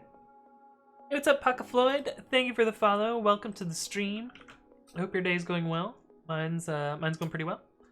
Stanislav says, are virtual environments different to Conda environments? Yes, they're pretty different. Conda actually includes a full installation of all of the packages in their environment, so it's Conda is more like a true separate installation, whereas virtual environments are some special prefix magic and symlinks and interpreter shenanigans that knows how to set up a separate site. GDH says, hello, where's your new keyboard? So, I have not set it up yet. I was planning to do that yesterday, but then it happened. But the plan with my keyboard, or what the group told me that I should do, is that I should set it up separate from my normal computer and practice on it for several days before I demo it on stream.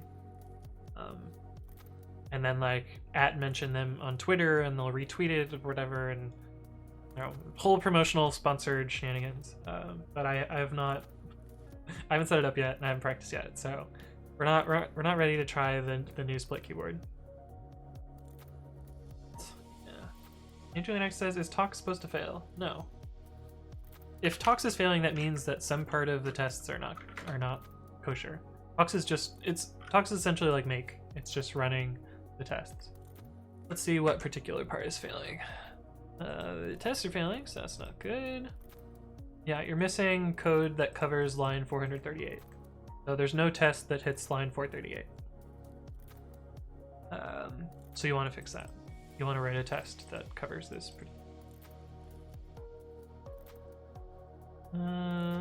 You've been planning to do a lot of things these days, yeah. Vika says it's free, so make it look good. Yeah, that's true.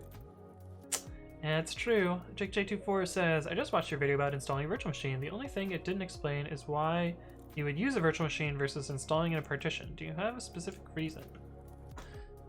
Yes, I do. Things that I plan to do.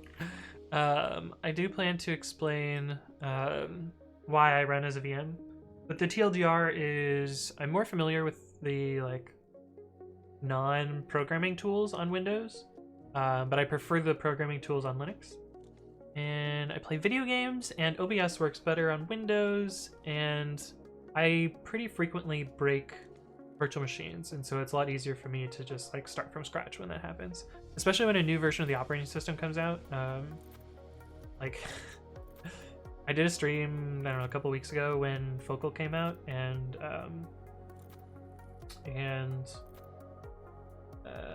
we made a very broken VM, but I ended up scrapping that virtual machine entirely and starting over from scratch. Ah, the old coming soon, yes. Mumi Jamala says non-programming tools, things like browsers and video games. Stanislav says, by the way, Bank today says you'll work on the pre-commit backend thing. It would be interesting if you were talking about that. Yes, we will get to that, I promise. Just gotta catch up on chat first. Peter says, in my experience, VirtualBox is a pain in the butt, especially with resolutions. Maybe Virtual Manager Linux is better. It's worked fine for me. Yeah. I tend to not have problems with it. Hey, what's up, Lindsay B? Thank you for the follow. Welcome to the stream. GH says, does computer science actually give you a long-term career? I'm always worried about learning X or Y, data science, algorithm, or data structures, algorithm frameworks. I don't see anyone above age 40 in our field, even as architects. Do people really do this for a lifetime? I think so. I mean, you do see some people that are older than that, but the other part of the matter is you tend to make more money, and so you can retire earlier. So that definitely impacts that some amount of it.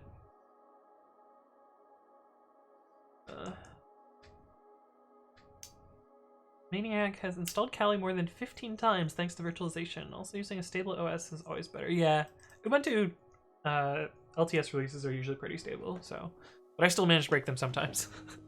Also, I do stuff with packaging, and so sometimes my packaging leaks and there's problems. The end of the chat is a lie. What's up, Blotosaur? Hello, hello. Okay. So, I have a little diagram for what we were... No, not that. This is me being like, look, I can almost get partner now. This is the diagram I wanted. This is kind of my idea for the CI system that I'm building. There's nothing else on the right-hand side. And the component that we started working on a couple streams ago is this builder component. The idea is to write a CI system that's based around the pre-commit tool that I wrote that does, better caching, has an, dependabot like auto update service, and can auto fix people's pull requests with opt out or whatever. But I need to build it is the problem, I guess. Peter says the downside of Ubuntu is that the software is quite old. If you do gaming with a recent AMD card, then I recommend newer software. Yeah, the software does get kind of old, but like I feel like getting new software every 2 years isn't that bad. But never heard of a piece of software that has backward compatibility for more than 30 years. I know of one, and it's Windows. Yeah, Windows has a ridiculous backward compatibility story. You can still run Windows 3.1 apps in Windows 10, which is wild. All right. Hey, look, this is great. I won the lottery in Pokemon, so I took a screenshot of it. But anyway, it's super hard to get 5 digits to match because it's like 1 in what, 100,000? Yeah, 1 in 100,000. But this happened yesterday. But yeah, I got the Master Ball. It was pretty cool. And I didn't cheese it either. I didn't use any date skipping. I naturally won the lottery.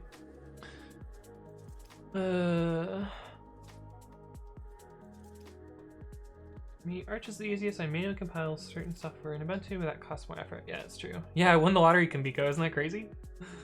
Not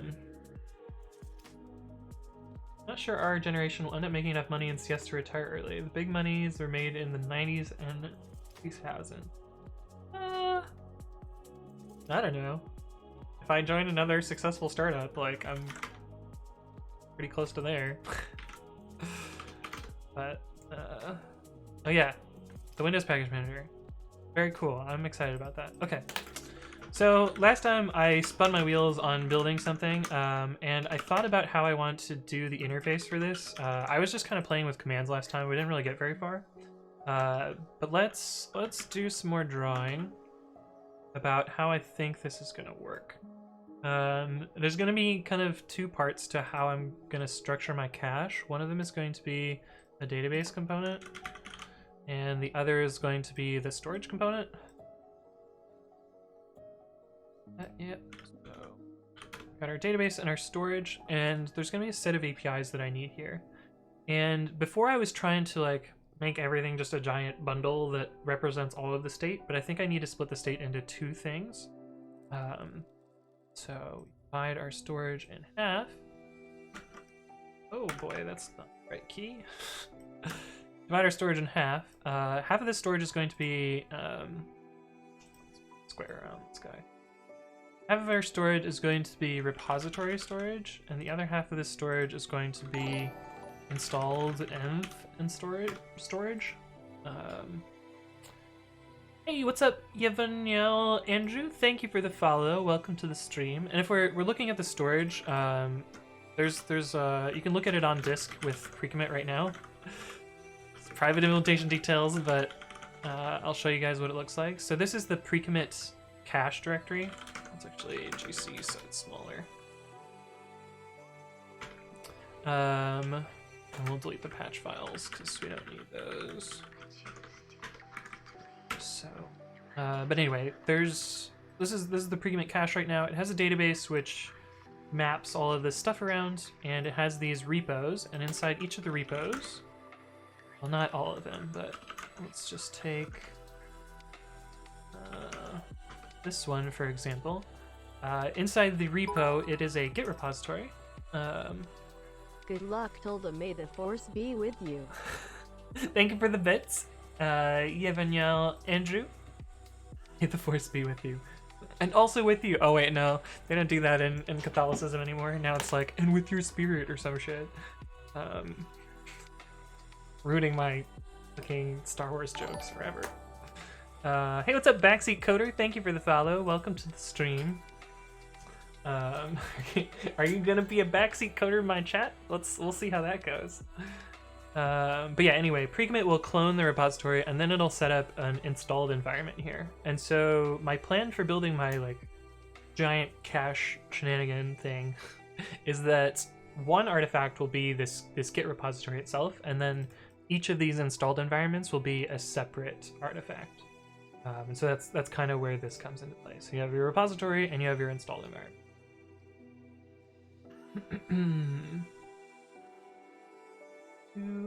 Windows is slowly becoming Linux. Yeah, that's why if you say Windows in my chat, occasionally the bot will tell you that it's no, it's GNU Windows.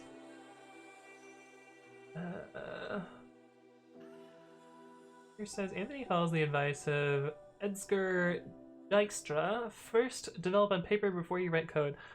I'm mostly drawing this out for chat.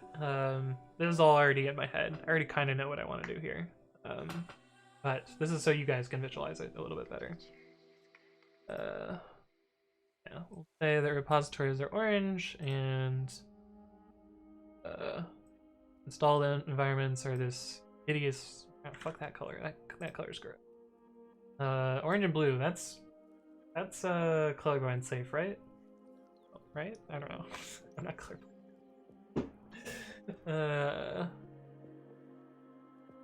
Internet says, why does Tox take so long? So Tox is just a test runner. It's not the thing that's actually slow. The thing that's slow, if you're talking about Babby, is there are a set of tests which actually spin up tmux, start Babby in it, and then interact with it, and like scrape the screen and like validate that the editor actually reacts in the way that it's expected.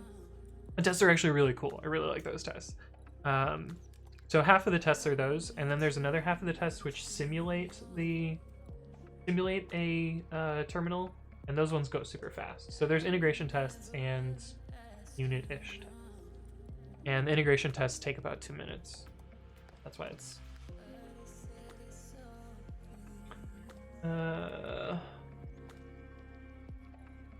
GDH says, do you live in the Bay Area where most of new age startups start? Yes, I live in San Mateo currently.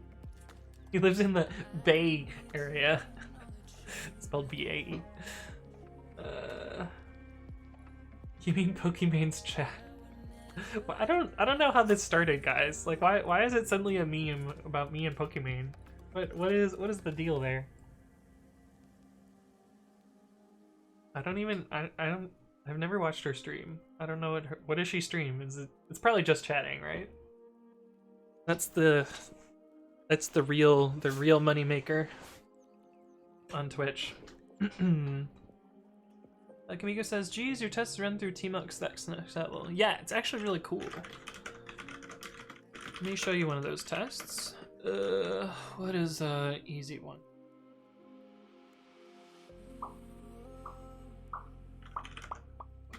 How about this text editing test? So there's this special run context manager, and this fixture is dual purpose. So in one purpose, it'll run the Tmux version, and in the other purpose, it'll run the fake in-process one. But it produces a runner here, and then you interact with it similar to how you would write like a Selenium test, where you use press to type things on the keyboard. You can use await text to spin loop until it shows up. You can type commands, so this will press the down arrow key. And you can see like this test typed out hello world and then bye, and it wrote hello world bye into the text editor. And you can do all sorts of kind of fun, complicated stuff like that.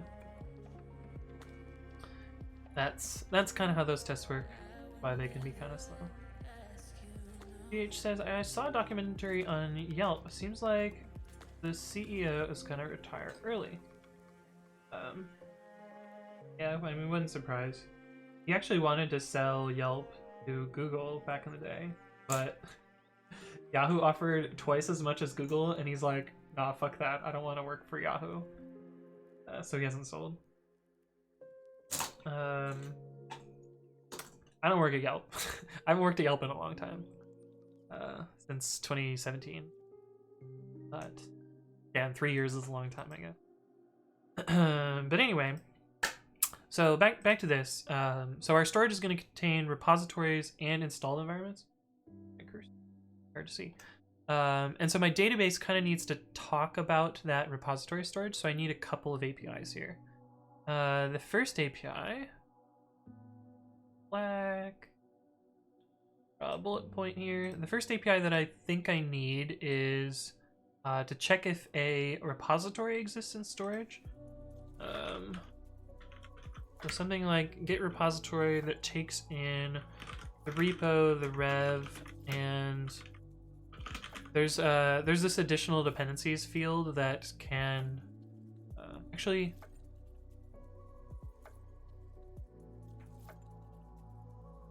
Yeah, there's this additional dependencies field that needs to cause a separate clone so that environments don't clobber each other. And that's one API that I'm gonna need here. And this is going to return back the storage location and the destination. So there's gonna be a spot on disk where this ends up at. And this part of our table, if possible, I want it to be to have a unique constraint on it.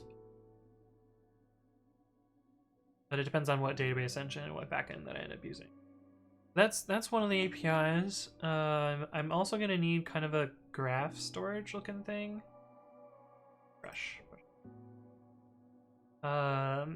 Which is going to be get manifest for, again, repo and rev. We don't actually care about additional dependencies here, but this will return back the pre-commit manifest, so like the packaging metadata that's in the remote repository.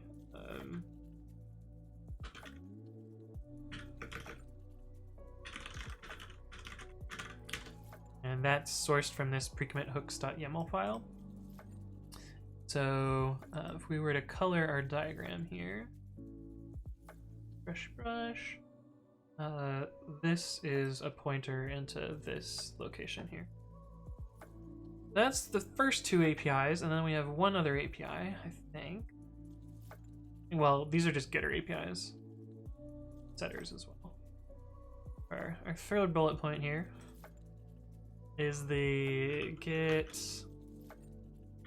installed env or whatever. And this one is going to take a lot more parameters. So it needs repo, rev, deps, language version. And that'll get us back. Should be on this line. Oh no!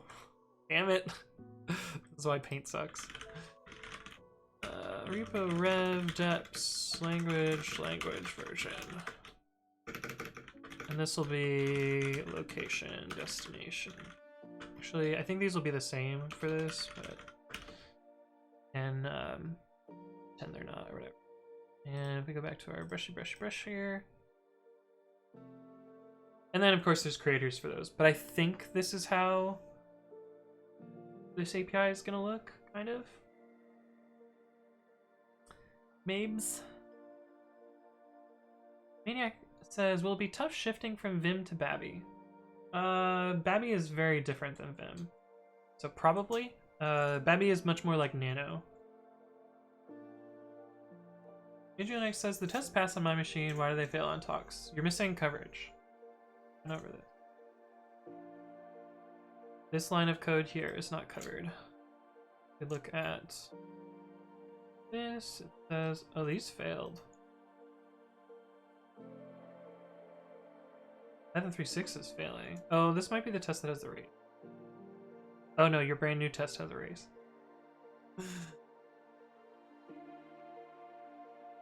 Oh no, those all failed too. Yeah, these are failing. We were looking at it before, it wasn't that the tests were failing, it was that you're missing coverage, but now they're just failing. Let's see why they're failing.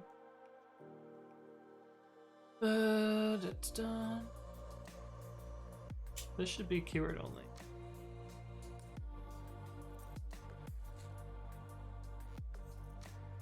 There should be a star here.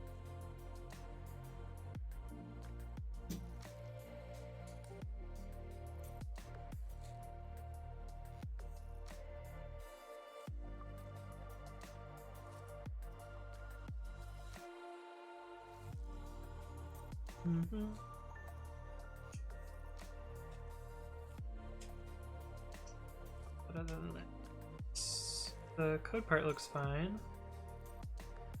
And why is there a race?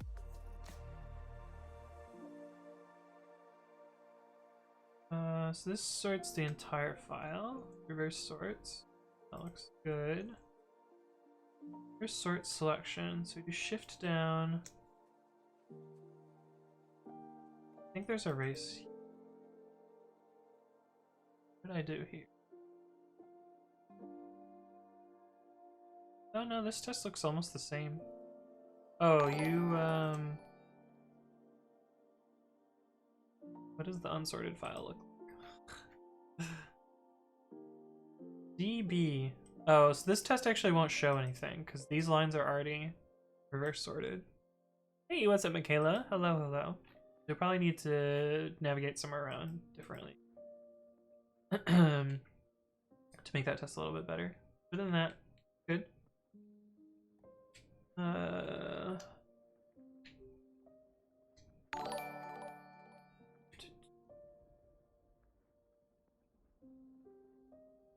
lot of source says, is the environment as in Python environment or Docker-like environment or neither? It's like a Python virtual environment, but it's not always Python. It could be a different language. Hey, what's up, Angeline X? See, you're also hosting me. I see you. Kamiko says, I can't hear the word manifest without thinking of a succulent Chinese meal. That a thing? What? Is that a thing? Am I really? Manifest Chinese.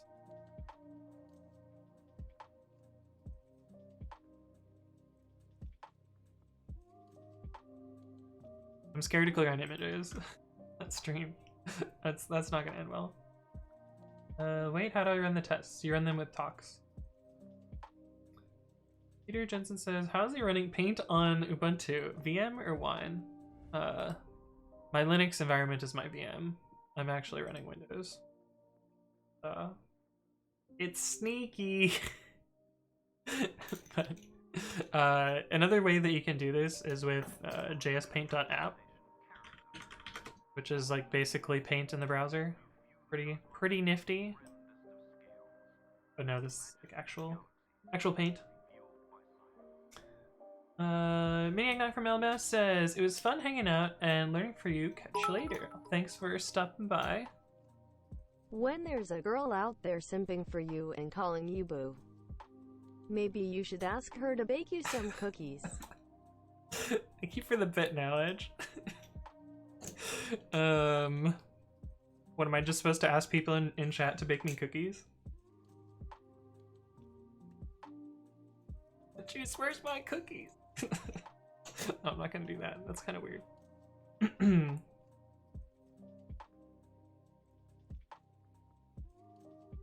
Oh, Juice says back for the simping. I see where that came from.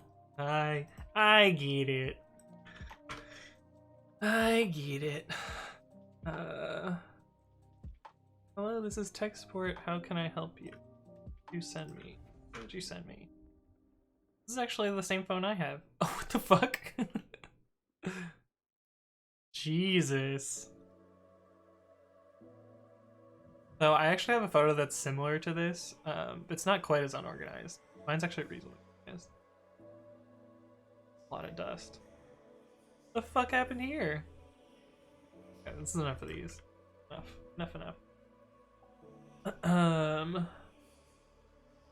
Search for succulent Chinese meal and video. It's relatively safe for stream. After that, search for Chinese suck. I'm not gonna. No. Michaela, no.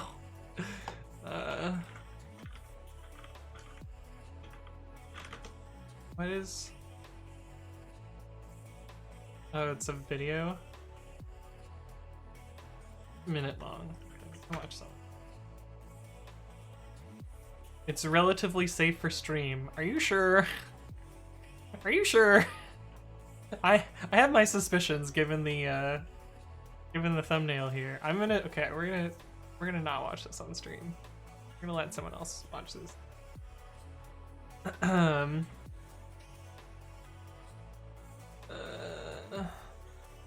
It says, I thought Anthony was a cookie baker. I do bake a lot of cookies. It's true. Angelina next says, ship it. What are we shippeting? You don't ship at your own patch. I ship at your patch. But also this test still doesn't show anything. Miko says, I heard from Anthony Wright's code that he'd love some cookies. I do like to eat cookies. You says, I'm making banana bread this weekend. Interested. I'm also making banana bread this weekend, and I'm always interested in banana bread. I love banana bread. So good. Hey, what's up, Najlepsy Orion PL says, why do you use Ubuntu for all programming in Python? Does your current project require this environment? I prefer the tools on Linux as opposed to the tools on Windows. I do some Python development on Windows when I need to support Windows, but in this case, I'm particularly building a system that targets Linux, so I don't really need to use Windows here. Movie John says, JS Paint looks nice. I've been using some sort of sketchy port of Windows XP Paint because I dislike the newer ones. Yeah, the new Paint 3D is not that good. I actually don't really like this one either. It works well enough, I guess. The endless server says, WTF, what are we WTFing about? The video that I just showed the one frame still of?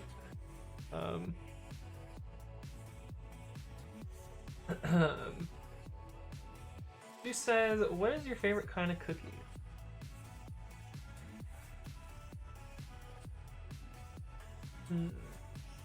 I really like peanut butter cookies.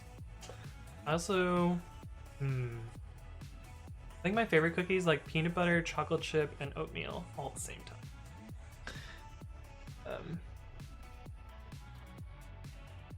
Chinese Suck just showed me articles about Chinese success. It's safe? Mika says that's not the video this is. Okay, well, it's a good thing I didn't press play. I'm trusting you, Kinbiko. You've got that VIP badge. It's not so loud.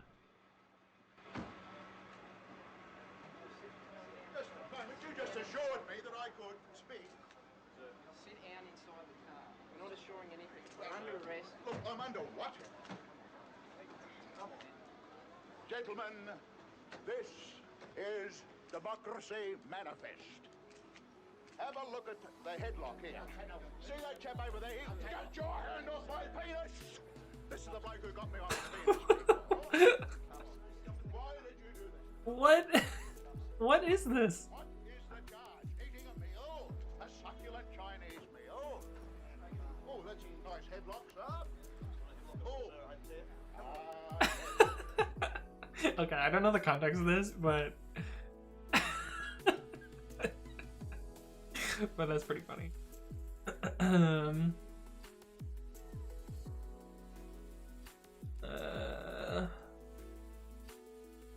Alex says, you know, I was talking about the person who offered to make me cookies, but I can't accept them. Juicebox Hero is the one, and I haven't talked to her about redirecting the cookies to you, though. Oh yeah, you were talking about that before. Forgot about that.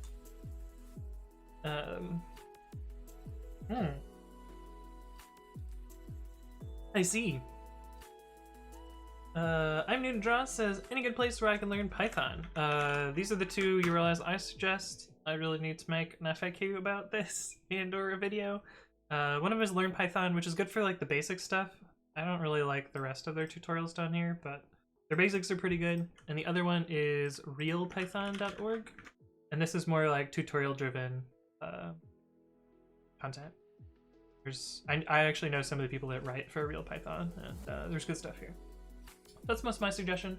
As for actually learning, like make a project, build it, learn as you're building a project. How I suggest learning.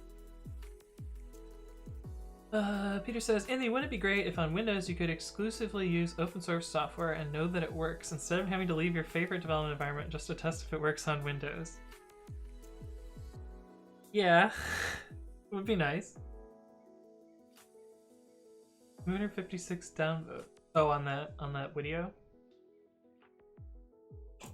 Got a pastebin from Parsit. What is this?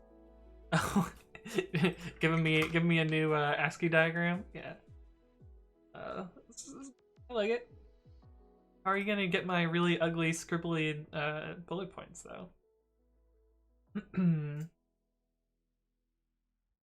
The guy was arrested after doing serial dine and dashes. Oh, I see. Redirecting the cookies, just append them to Anthony. Yeah, I could make a command. I feel like problem is like if I make too many commands, then my help is just gonna be at work. Huh. My bot crashed. Weird. What did you do, GDH? How did you crash my bot?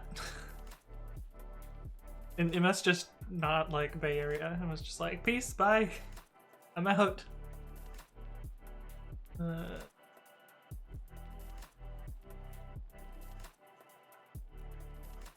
Did you learn Python, unlearn Python? No. I learned Python at work. But if you go to RealPython, the first thing you should do is scroll down all the way and make sure it's actually going to show you the entire article instead of ending a quarter way down and telling you to pay money. Yeah, that's some of their articles are pay bait. Adrian X says, why do you keep ignoring my comments? Is it because I write short comments? Should I start writing longer comments? Is this comment long?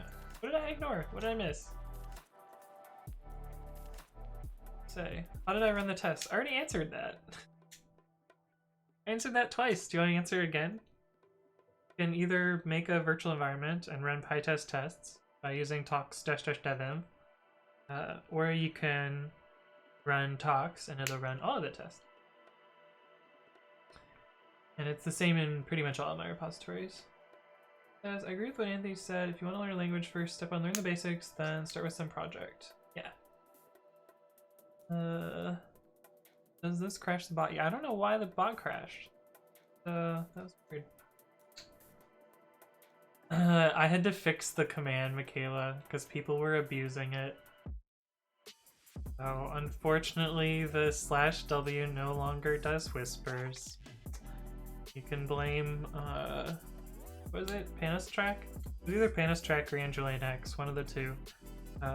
They pinged some popular streamers. And enough was enough, so I fixed the command. Lotosaurus says, "Can talks replace make?" I have basically replaced my usages of make with talks in almost all my cases.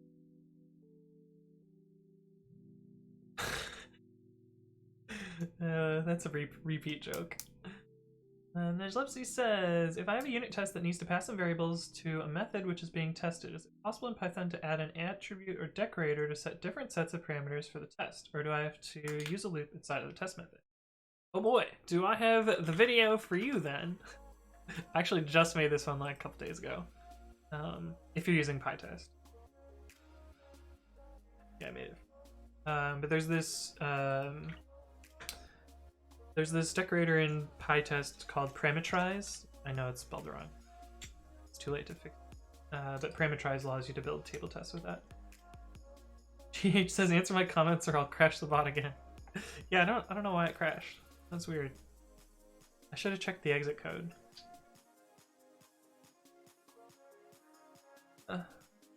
Yeah, it was Pokimane. That was who got pinged.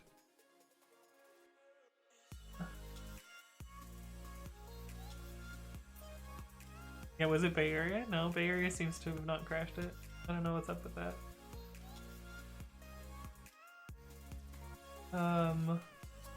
Why did my bot just post this YouTube link? What happened here? Oh wait, no, I posted a YouTube link. Oh my goodness. Am I the bot now? I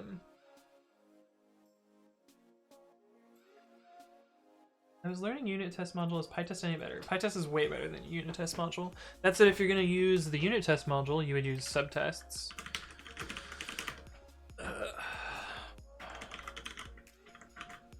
And this is how you would write a subtest.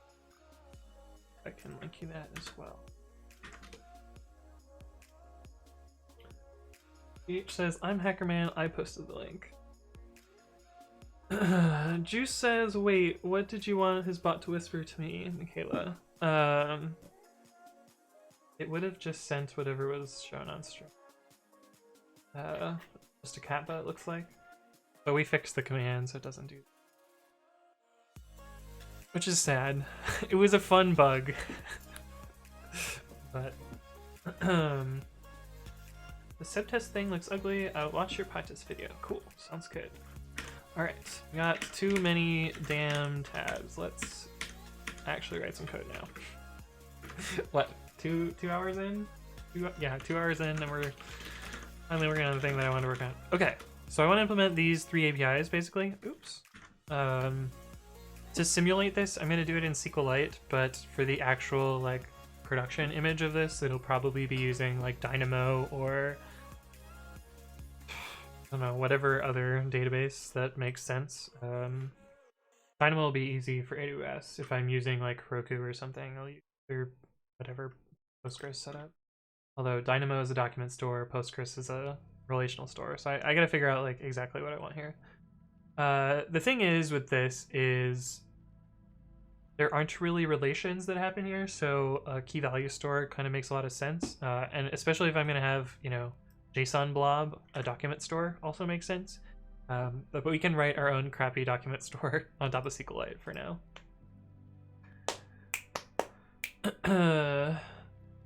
This is Anthony, please. Okay, but we had this code from before. We're mostly gonna ignore it for now. And hey, what's up, Popsu? Thank you for the follow. Welcome to the stream. So we're gonna have. Okay, so this is the database stuff here. Back. There's also gonna be APIs for the storage, which are gonna be basically put and get. And the storage backend might be a different setup. So for For like a local on-disk storage, it might just write to a particular well-known location, but if it's doing like S3 or something else, the storage backend would adjust that. So I'm kind of going to have like two interfacey things here. And I know this sounds super over-engineered, and it probably, but whatever.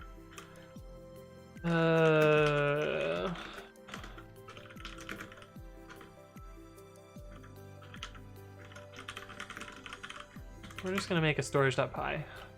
Let's see, store repository. Going to take what? Probably a path to a TGZ. Location stir. Well, it'll probably just be source stir. None. And get repository.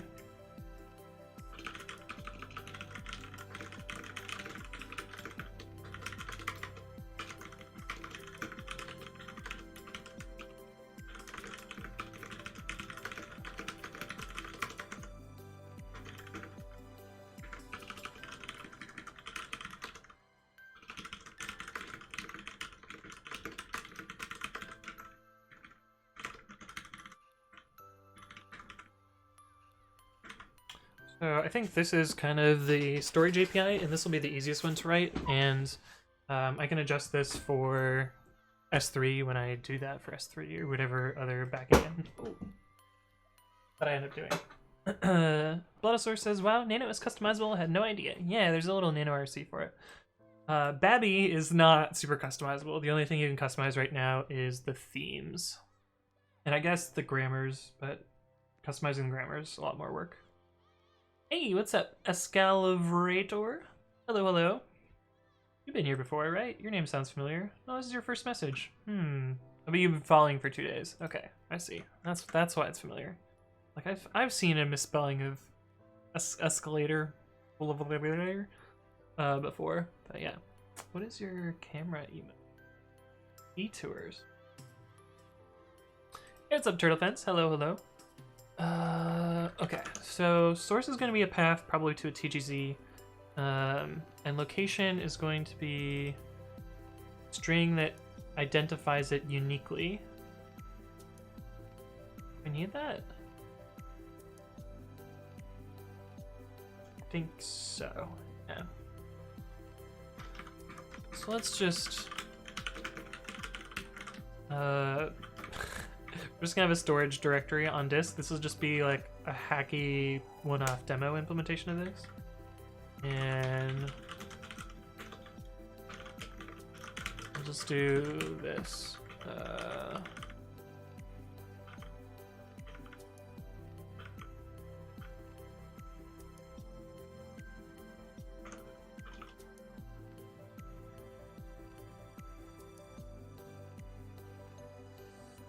That's not right.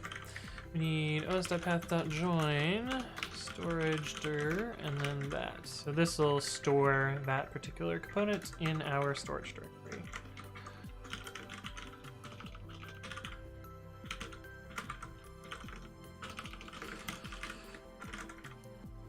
Actually, I can leave that one line break out because Flykgate won't complain. And for retrieving the repository, we are going to we're going to grab our tar file here and extract it into the right place. Hey, what's up, Sirach70CL? Thank you for the follow. Welcome to the stream. I actually think that I basically need well, we can just say that source, let's see. Points, param, stir source, points to a...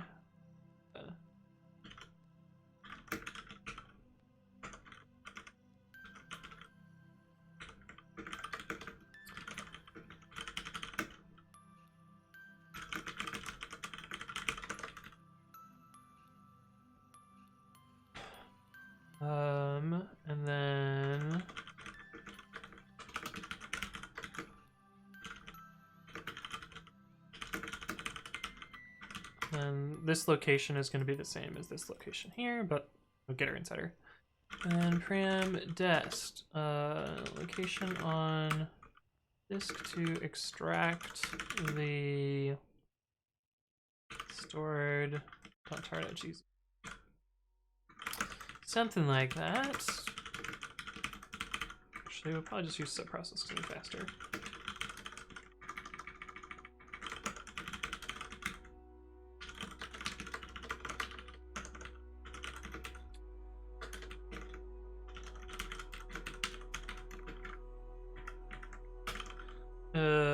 And we'll see if I get my tar command correct the first time.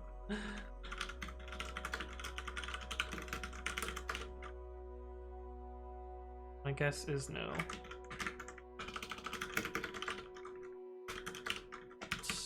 Well, hopefully it works.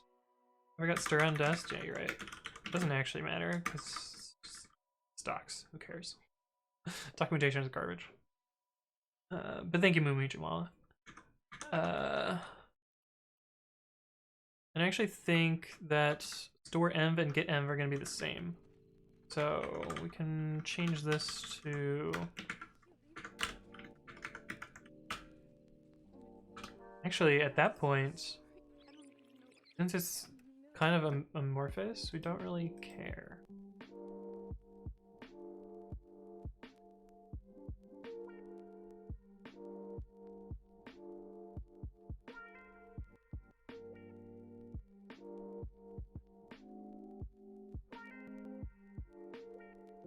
So we need a way to identify all 4 parts of this key. Yeah, so maybe...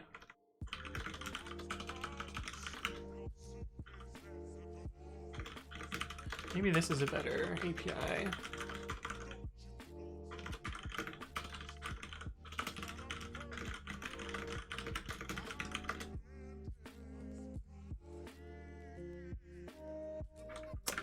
Yeah, so I don't think we need to differentiate between repositories and environment.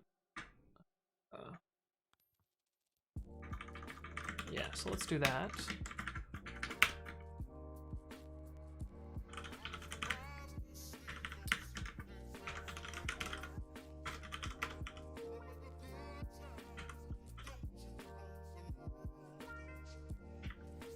Should be dest.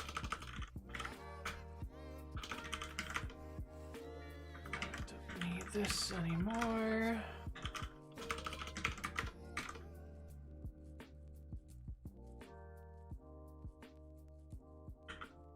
Okay.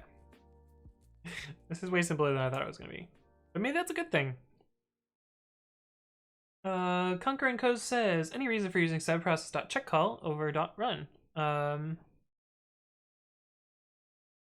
Yes, there's a reason. Because subprocess.run does not error if things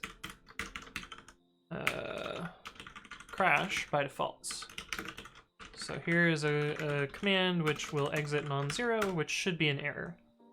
It tells you the return code here, and you would have to check that. Now, of course, there is check equals true. But there's no reason to do all of this work when check call does exactly what you want. C exit 1. Yeah, so like check call does exactly what I want. So I'm not using run because I don't need run.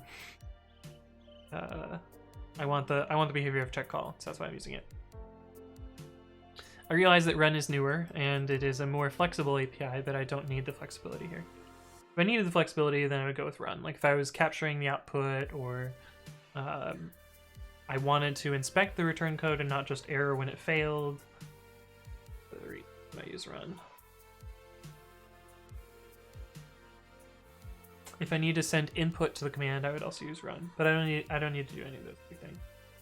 So, well, I'm using check call. Juicebox says, how are you using types in Python? So these are essentially fancy comments. They don't actually do anything out of the box. But in Python 3, they added syntax support for these. And in Python 3.6, they added support for variable annotations. So I could do this. However, the type engine that I'm using is smart enough to infer that this is a string variable, so I don't actually need to annotate this as a string. But they're just annotations. They don't really do anything unless you hook up a type checker. And I'm using a type checker called MyPy, which I've hooked up through precommit. And MyPy will validate these type annotations. So if we...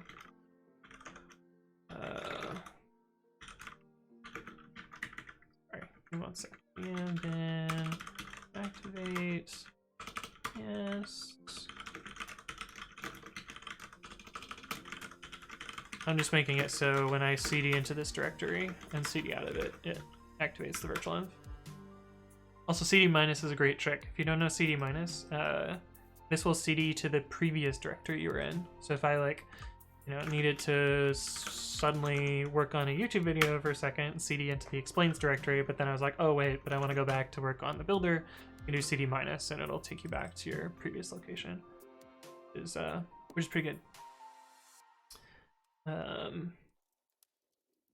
But yeah, so then I use MyPy. Install MyPy, and MyPy is a type checker. And in this case, there are no problems here. But if I were to do something like, annotate key as an integer, it's not an integer, but if I did annotate it that way, MyPy would notice that, particularly this join function requires strings or path likes. Now the error message is not the best, but it at least errors. That's the most important part. But yeah, I do plan to do a video on MyPy at some point. And type checking in general. I think that's on the list. Yeah. Intro to MyPy and type annotations. Because he's a magician. Ooh. We're doing magic today. Botosaur says, wouldn't the arrow none expect none to be returned? Is there a void type? So.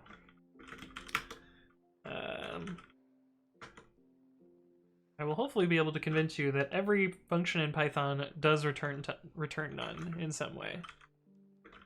So this is a function that, would essentially be void. It's print hello world. And the Python runtime actually inserts an implicit return none at the end of all functions. And you can see this by using the disassembler, which is just import dis and dis.dis. There's also a disco function, which is way less cool than it sounds, but that's for code objects. But you can see here that the f function I defined here is implemented as a bunch of opcodes. This is, when they talk about Python being an interpreted language, the interpreter is basically reading one of these opcodes and then dispatching to that operation. I just got disconnected from chat too. What the hell? Am I dropping frames? No. Twitch having problems today? My bot connected? Weird. Okay, well, hopefully I didn't miss any chat messages. But anyway, the disassembler shows you what opcodes are run by the function, as well as kind of some helpful descriptions of what they do. But Python is a stack-based language, so it basically builds up and tears down a stack as part of the opcodes that it runs for the code. So let's kind of execute this function as Python would, but we'll simulate the stack by a list. So first it starts empty, and the first thing it does is load global. So that takes a positional name in the globals table. So here it's loading the global print. So that does list.append print. So you can see this is our stack now. We have a function in there. The next thing it does is load const. So the function f actually contains code.co consts. Yeah, so it contains some constants here, and this load const is taking the constant at index 1, so that's this string hello world, and so that appends that into that list. So list.append hello world. It would actually do, double undercode .coconsts1, but since we're simulating it, we can take some shortcuts. Hey, what's up, Young Algebra? Thank you for the follow. Welcome to the stream. Is that your rapper name? Young Algebra in the house. Hey, what's up, Program Chic Idar? Thank you for the follow. And Kuala Lumpur, thank you as well for the follow. And so many follows today. But welcome all to the stream. Okay, so now we have run this load const, and we loaded the hello world function. And the next thing we're going to be doing is call function 1, and this tells how many arguments to pop off the stack. So first it's going to do, args equals this, and then args.append list.pop, and it does this one time. So I guess we could just for thing in range 1 args.append list.pop. That builds up our arguments, so we can see we have a list of the arguments to run, and if we look at our stack now, we have just the function on the end of it. So the next thing that call function does is it pops the function. So you get func equals list.pop. We have our function here, and then it calls this function with those arguments that we collected. So it'll do func args, and that'll return some value, and then it pushes that onto the stack. List.push, well, it's append in Python. List.append ret, and so now this is our stack. Hey, what's up, Fussix? Thank you for the follow. Welcome to the stream. And here, the print function returned none. Let's re-put this disassemble here. So we've run these 3 instructions so far. It has printed hello world to the output somewhere here. Oh, this was supposed to be shit. That's wrong. This is supposed to be ret equals func star args. So it printed hello world, and then anyway, the rest of it is still the same because ret is still none. Then we're going to run pop top. This is just because we ignored the return value of print way up here. It ran print, but it didn't assign it anywhere. We would just do list.pop. And then this is the implicit return none that gets added to all functions in Python. So it loads a const, so list.append const, or append const append none. And then that's our stack. And then return value pops one thing and then returns it. Can't really simulate that in code, but this is what it would return, is the none constant. So anyway, all functions actually return none in Python. Now, if we were being more correct about the types here, this should really be type of none, but the typing pep took kind of a shortcut here and said that, like, none can represent the type of none as well. That's good enough. But anyway, hopefully that explains that. I've also gone over this in a video, but I don't remember which one. One of them. But yeah, hopefully that helps. Miko says the dash trick also works with Git. You can do Git checkout dash. Yeah, I find that I don't use that one very often because I always forget what the previous branch I had checked out. Indrianex says disco isn't cool. Attribute or function object has no attribute code. Yeah, so this is how you use disco. Disco, you need to pass it a code object. So you would do f.double_code, and then you can see like it still does the disassembly as you expect. Yeah, but the CO stands for code object. Nudgelepsy says, do I have to store all the Python files in one folder, or is there a way to import a module from 2 folders above? Yes, you can use relative imports, but I suspect you're running things as scripts and you should instead run them as modules. This file, yeah. So you might want to read this a little bit. And again, I need to make a video about this. But when you run scripts, you should use python-m is the TLDR. Yeah, so you should use -m, and that'll make your modules, that'll make your imports relative to where your directory is, and so you'll just import them by their absolute name. You were there in the 70s, you wouldn't know how cool it was. Don't read your language, program chic. But welcome. Oh no, y'all are saying stuff that I don't know what's going on. Let's have a lovely fuck. Okay, that's a fun one.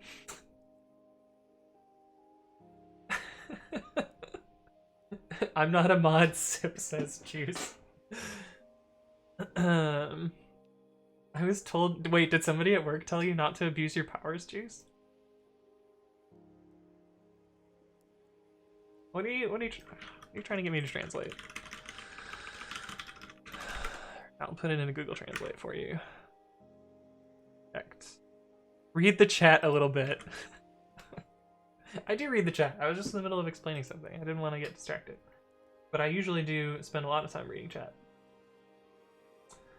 Stanislav says, do you have experience teaching? You seem super excited to show things to people whenever they ask you. Yes, I taught intro to programming when I was in college. I really liked doing it. And I wish I could make a better living doing it, but fortunately the education system in the US doesn't really value that all that much, unfortunately. But yeah. You have a video for everything. Yeah, I've spent a lot of time like trying to educate others, and like I've taken a lot of mentorship roles. I've spent a lot of time like putting together describing stuff. Alright, Flussix, that's enough. Enough. And you can sit in the timeout bin. Cooper Sun says, is Reddit down for anyone? I can't seem to log in. That's not my brother.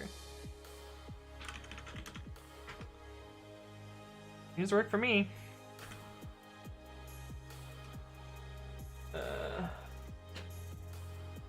Rick says, translate this. Why don't you just talk in English? You seem to know English. This is just a pain in the ass for me. You can do SMS mailing. What is that supposed to mean? Hey, what's up, Pro? There's something lewd here. Pro Driver, welcome to the stream.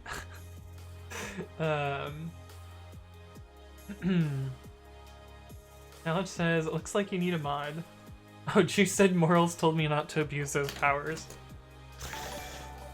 I mean, you can do what you want. I didn't tell you no. I didn't say stop. Hey, what's up, Drew Cooper-san? Hello, hello. It isn't lewd, but it's very close to sounding lewd. Adrian X says, Tox fails on your master. Are you on 2004? This will be fixed in a couple of days, actually. Let me find the link for that. Let me find the link for that.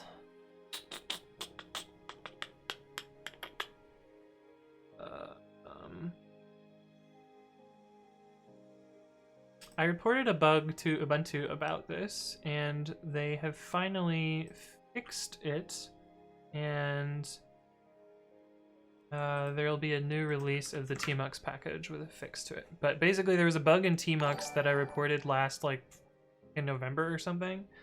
Hey, what's up? Yeah, Jip M. Welcome to the stream. Thank you for the follow. But where is my original report? Oh, they have changed the thing entirely.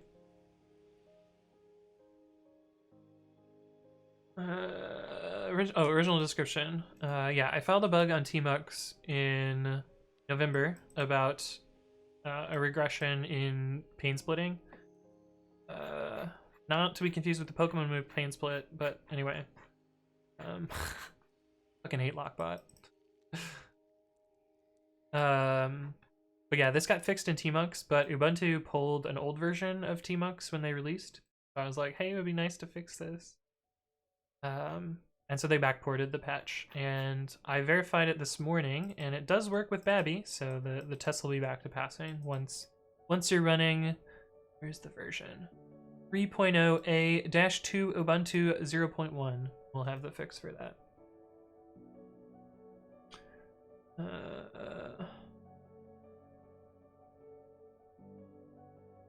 Oh, how do I send SMS through Python? With an SMTP server? Those are two separate things. If you're doing SMS, I usually recommend Twilio, because it kind of just makes this stuff easy-ish.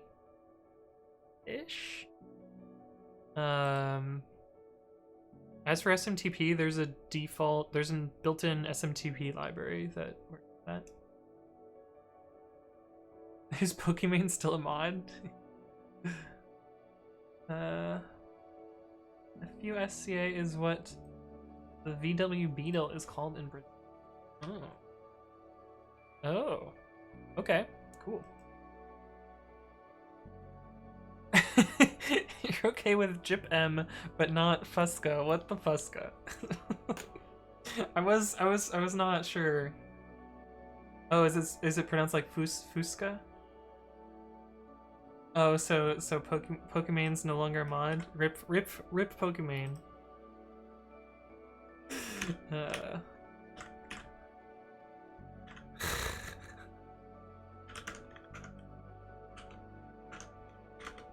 Just unmodded them? Alright, makes sense.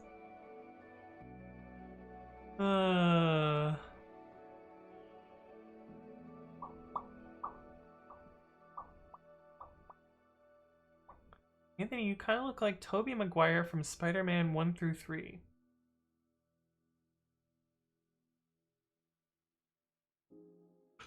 Use that. Wait, what a weird way to spell Maguire. Wait, did I spell it?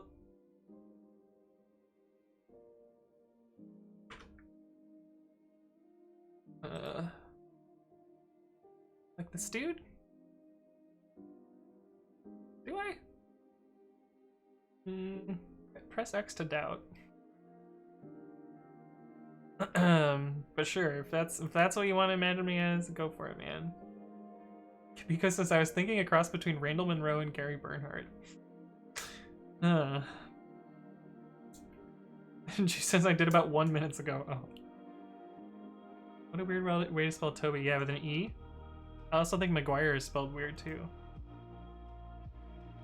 But whatever. It's not my name. I'm not gonna complain about it. Okay, so we have kind of our get and store. That actually doesn't have much of the logic there. Let's do our database stuff. I wish I would have written this as text, because now I can't copy and paste.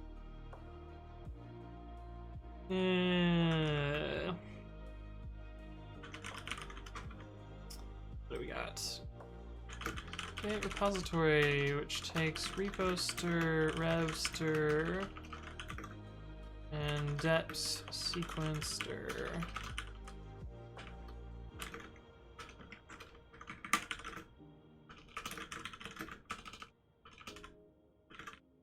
Something like that. You guys, oh, you can't see all of the code here. Fine, you're not missing much. It says storage engine on this line. And this line says retrieval and extract the stored.tar.gz. It's not that interesting. Okay. And Git repository returns the location and the destination.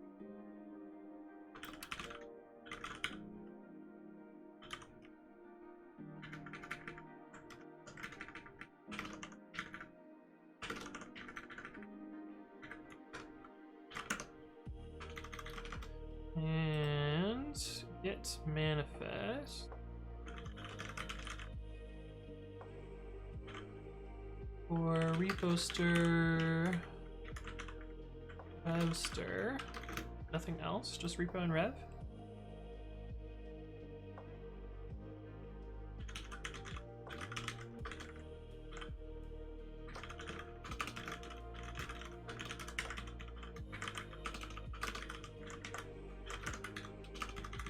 We'll also need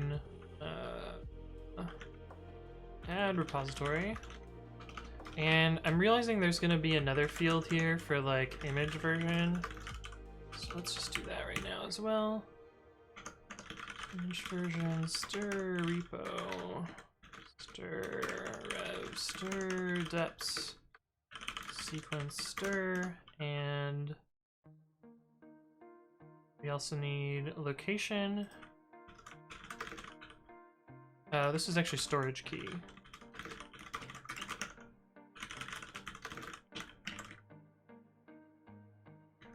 Oh, we didn't name it here, so that's fine.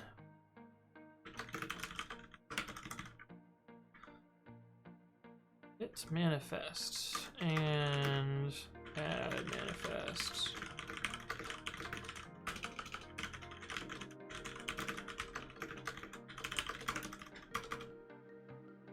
Last one is get installed.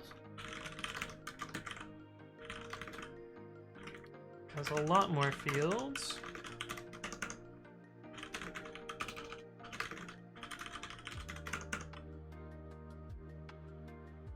Language version.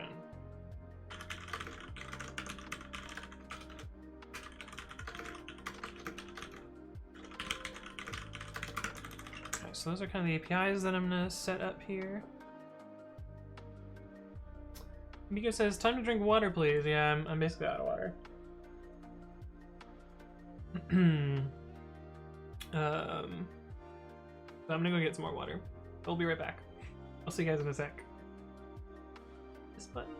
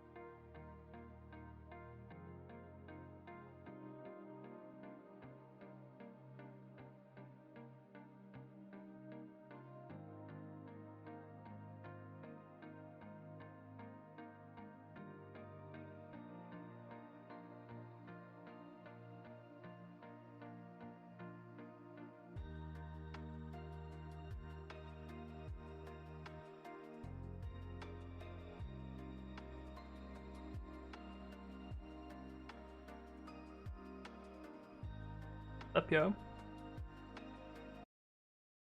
Oh, right as the comeback music stops, of course.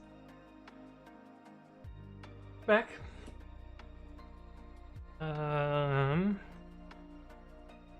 Yeah, so I'm just gonna implement kind of a dummy version of these that uses SQLite to do this.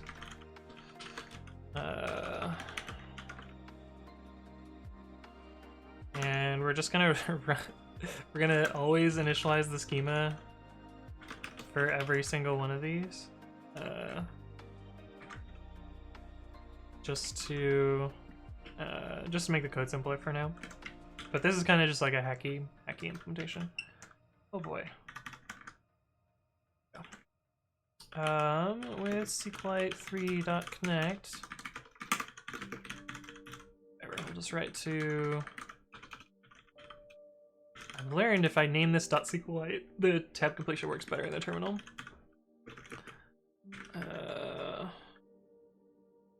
Remember, there's something I need to do here to make this work better. Connect.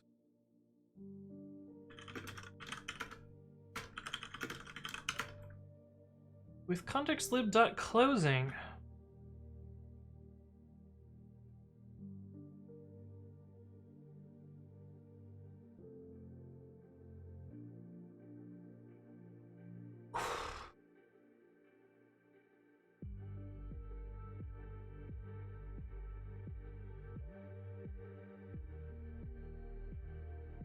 That's annoying. With contextlib.closing this guy as CTX with CTX as DB. So this is actually a double context manager. So this outer one calls close on this when it exits, and then this inner one makes a transaction. A little bit tricky. What is the shiny thing at chest level on your cam? This thing? It is the document camera. It should really be slightly further down.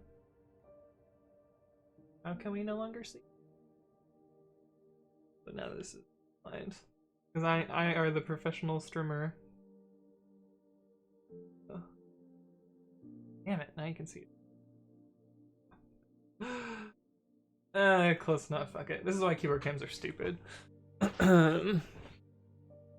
Neely says, do you need a logo for Babby? How about an Egyptian god?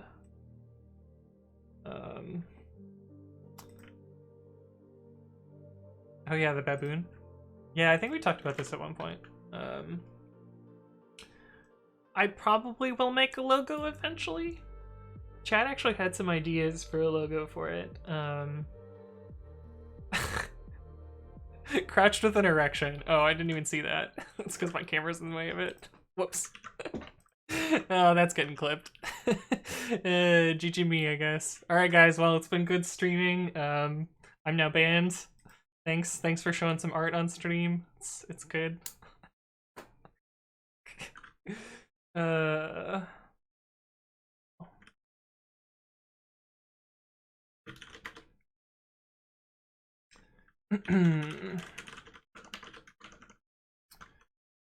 Create table if not exists.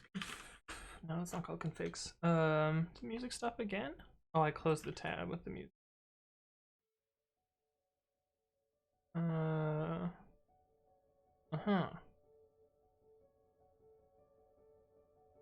Create table if not exists. What were the tables that we had here? We really have three. We have like repos, we have manifest, and we have installed. I don't have a good word for this. What is installed? We're shutting this down. Oh no, right. We have staff here. No.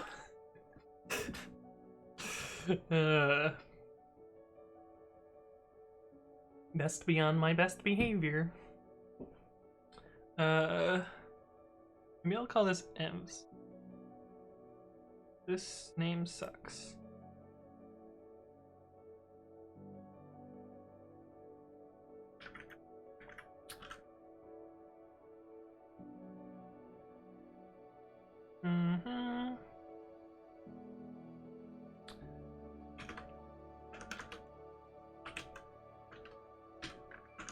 Create table if not exists repos. And what do we have here? We have repo rev deps. Although repo, these can be combined, and that's how precommit actually does this, is these are the same string, because it doesn't introspect them at all. We can have repo text not null, rev text not null.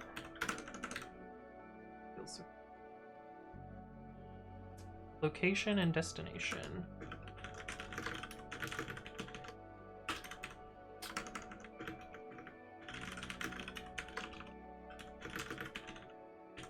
And we actually have one more. We have image version.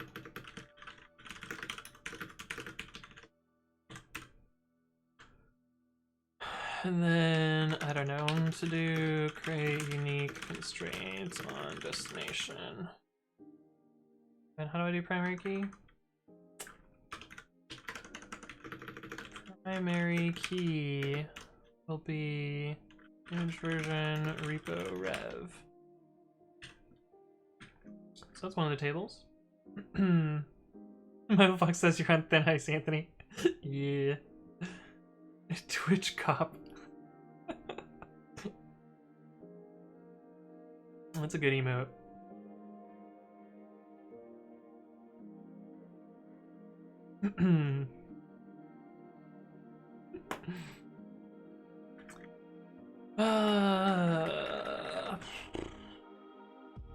Ignore that for now. We want the manifest next. Create table if not exists. Manifest. Oh, I'm missing a single quote here. And this has repo text not null.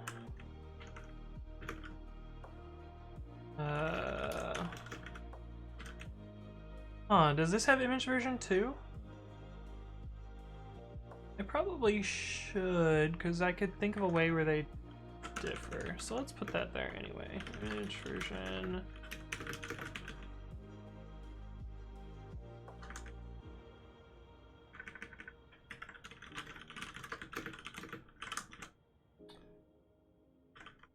And then we have manifest, which is just gonna be a text blob.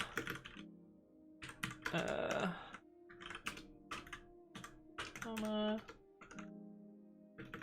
Primary key, image version. I think, something like that? Who knows? Blue Radon says, what are we programming today? So I'm working on a CI system based on, where'd it go? Based on Precommit, which is a linter and code formatter framework that I created. So I'm gonna try and build a CI solution around it.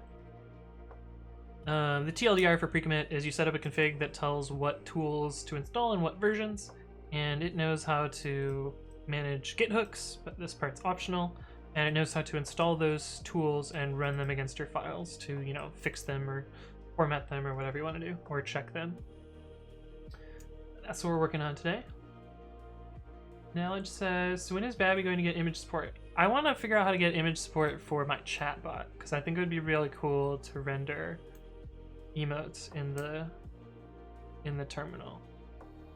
I don't know how hard it's going to be, though, because I mean, up until, what was it, last stream, 2 streams ago, I didn't even know it's possible.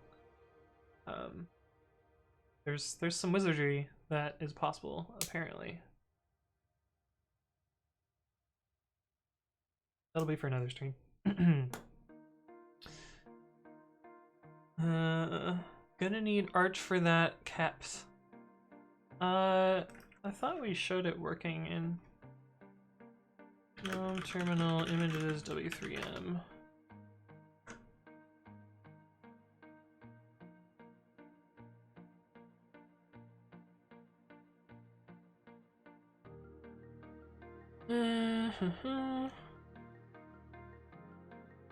That was the tab that I wanted.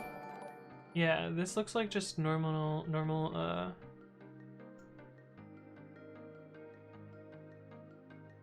standard GNOME terminal. Hey, what's up, Maybe 2 and Aaron Pham? Thank you both for the follow. Welcome, welcome. We're actually getting pretty close to 4,000 followers, which is wild. That is a big number. Here's the part with the images. Yeah, here's images. Terminals like GNOME terminals can't display their images. Oh, okay. Well, never mind. Then we're not going to work on this. Hey, what's up, Blue Radon? Thank you for the follow. Internet says, talks past, you can ship it. I mean, I can review it.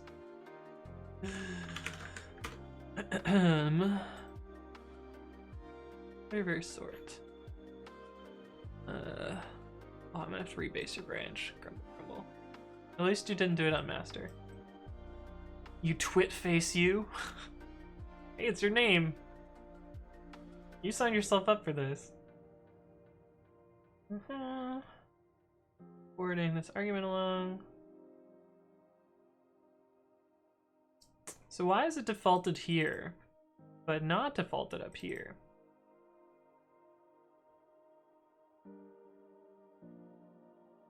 Oh, probably because you didn't want to change this code.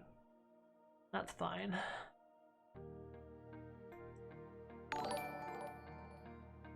Down, S down. Okay, cool. So now you're sorting these 2 lines. Nice. Hey, what's up, Altair? Thank you for the follow. Welcome to the stream. Aaron Pham says, so Precommit is your baby project. Yes, one of my baby projects. I have 2, 3. I have like 4 projects that I work the most on. Precommit is definitely number 1 for like effort and popularity and like amount of time I've spent on it. Number 2 is Babby, which is my text editor, which you see me use on stream all the time. I've spent a lot of time on this.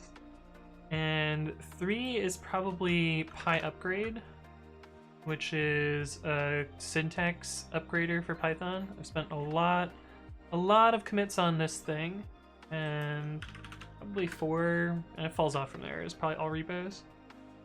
But I also maintain a bunch of other shit that's not mine. These are just things that I've created.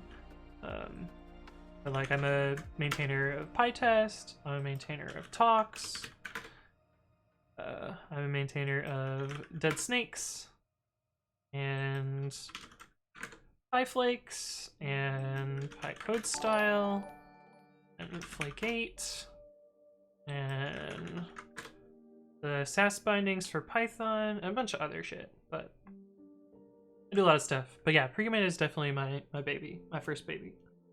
What's up, Dan PC? Thank you for the follow. Welcome to the stream. JDM Vox says because Sublime Text was too basic. Hey, what's up, Griffin Live? Thank you for the follow. Welcome to the stream. Stanislav says, how do you popularize your open source projects? I'm just basing it based on star count, I guess. Which actually, do you want to see something wild? This fucking blows my mind every time I look at it. Precommit uses git clones to do distribution, so I can see stats about how many people uniquely clone it, because GitHub gives clone stats for it, and the numbers here are fucking wild. I wonder if there's anyone on any repository on GitHub that gets more clones than this. But yeah, it gets like 100,000 clones a week. 100,000 clones a week. Just, that's wild. It's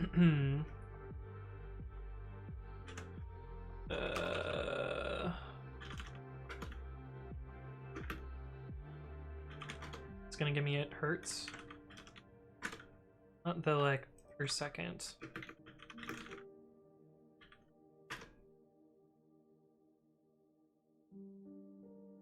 So every 3 seconds somebody clones Precommit hooks.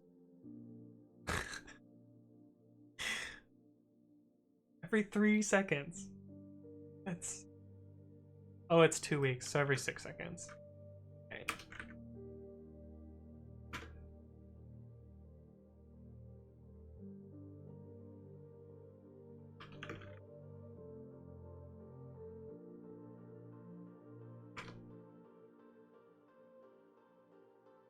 Every 5.8 seconds, somebody clones Precommit hooks.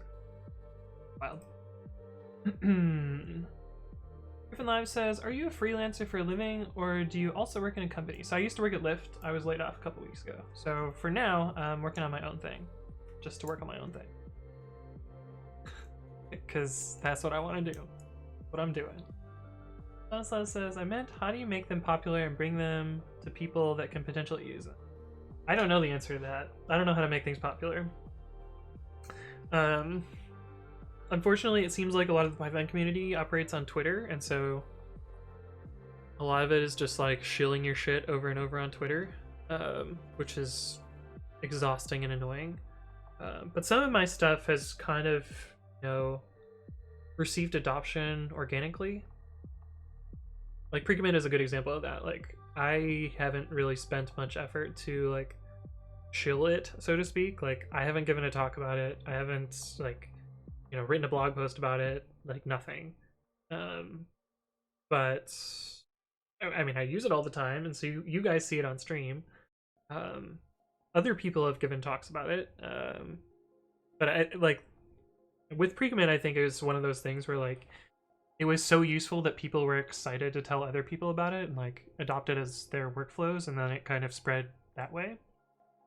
But I don't know how to make shit popular. If you guys know, let me know, because I have a bunch of projects I can shill. But yeah, I don't know the answer. Also needs image version.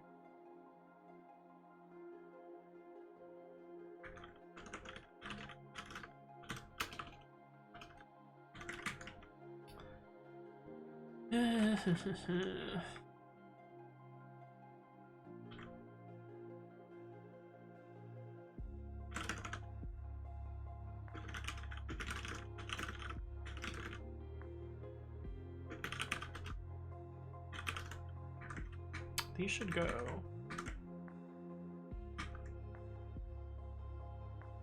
here. Comments list a little less ambiguous. Essentially the same thing for the environments down here. Repo Rev. These are again the same same thing. And language and language version. So Rev, language version.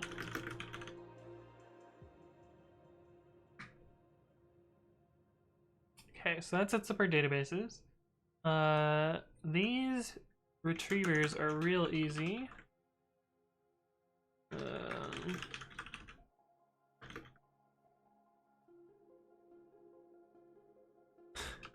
I'm just gonna type this incorrectly and have MyPy tell me what the actual type is here. Because I don't know.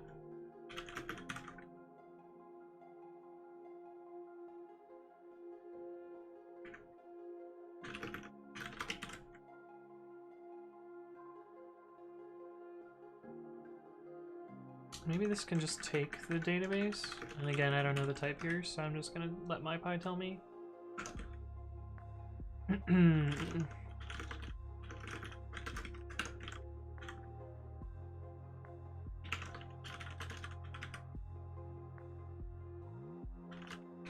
This is a hack, so I'm gonna mark it as a hack.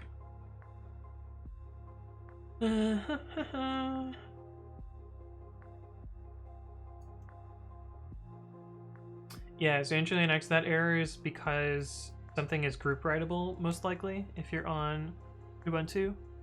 At least on 2004, they changed this for some reason. So what I have done is in my bash RC, I have set the umask properly.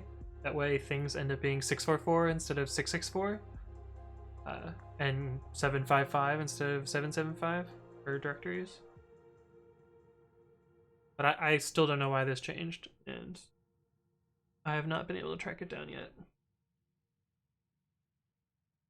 But yeah, chmod 644 would be the usual fix. But this is how you fix it so it automatically does the right thing. Because of umasks.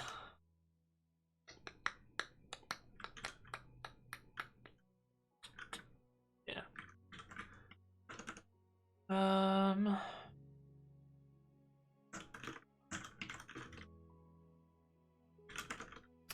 How did the stored procedures work?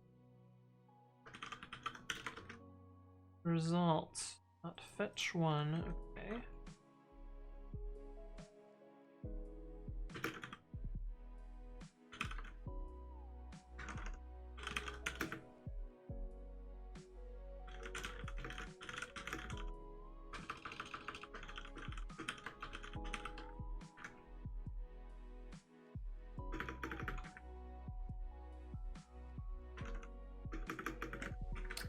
We'll tab this out so it looks pretty. Except...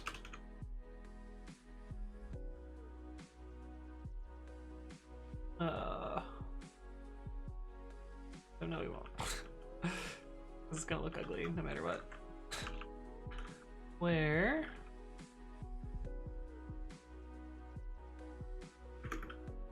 Where what? Image version repo rev through the primary key.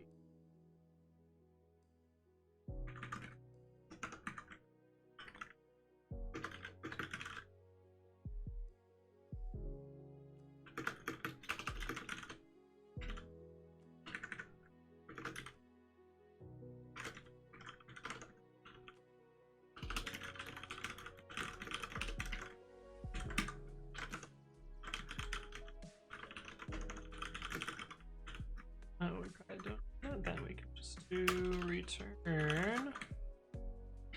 Yeah, that's not so bad. She says, gotta go. Have a good rest of the stream. Well, thanks for stopping by. I'll see you around in the future. Shaz says, I just watched Contagion. It was a mistake. Oh no. Speaking of Sim, say what's up, Forsen. We get some Christianity in this stream. Not on my Christian Minecraft server.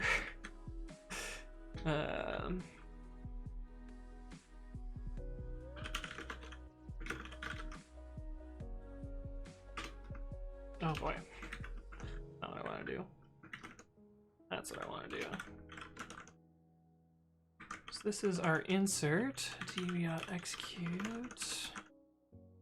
Insert into repos.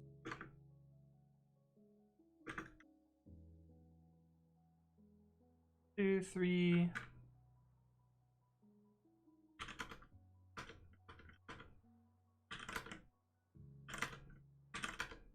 Get rid of that.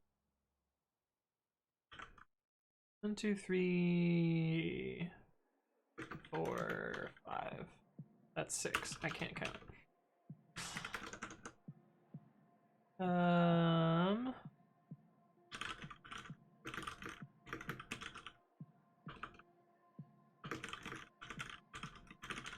And yeah, I know I would use an ORM if I were doing this better, but this is all throwaway code anyway, so might as well do it poorly.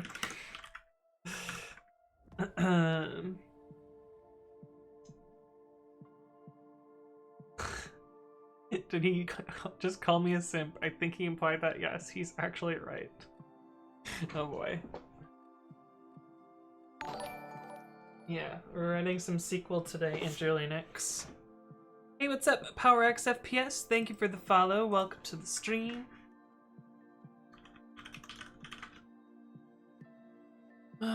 So we need to select manifest from manifests where image version equals this and O equals this and F equals this.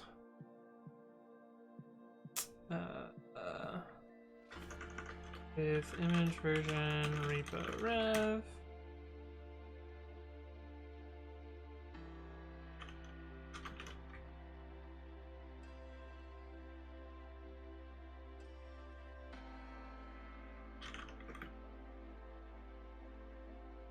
So it returns a tuple, and it's a one tuple, so we're using this to extract one value from the one tuple. And this is my janky document store, JSON.loads into a SQLite database. Seems legit. JSON. SQLite 3. Nginx says it's SQL. No, that's SQL, man. Shazarat says, hey there, it's Code. Can you give a brief explanation on what pre-commit CI is going to do, and maybe just what CI is in general? Sure. So the idea behind CI is, what CI stands for is continuous integration.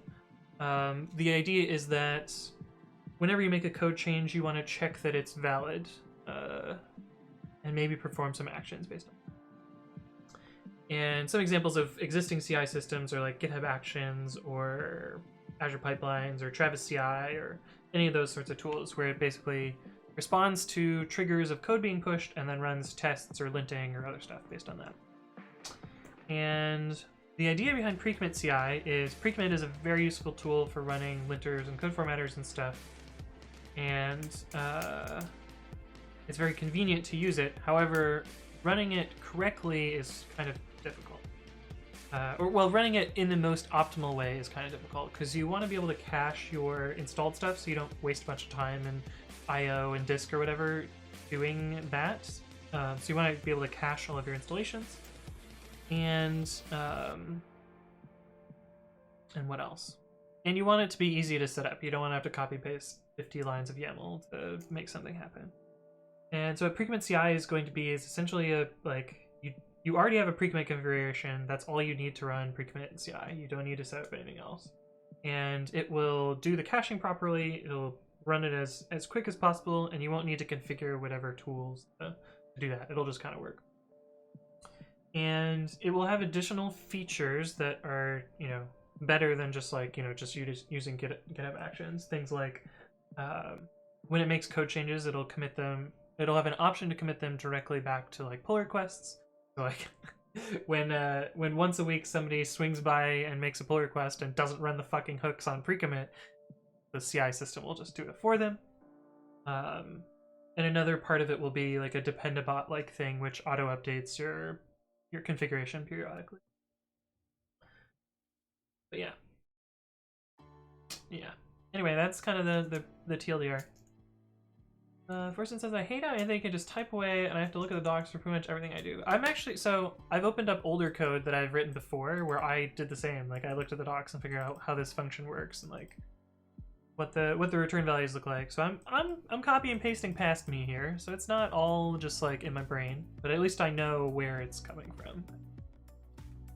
RX FPS says, hello. Hello. It might be a silly question, but why do you use a VirtualBox for code? So I'm on Windows. I use a virtual machine and I need to make it. I use a virtual machine because I like the programming tools on Linux better, but I like the other tools on Windows better. And I play video games sometimes. And OBS works better on Windows. And I destroy virtual machines periodically. So that's the TLDR. What are your links today, Andrew Linux? What do you got for me?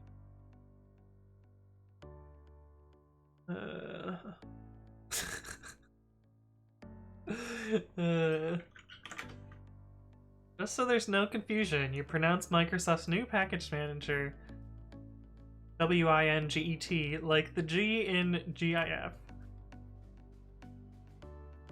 That's good. I like that. Good meme. Good. I like it.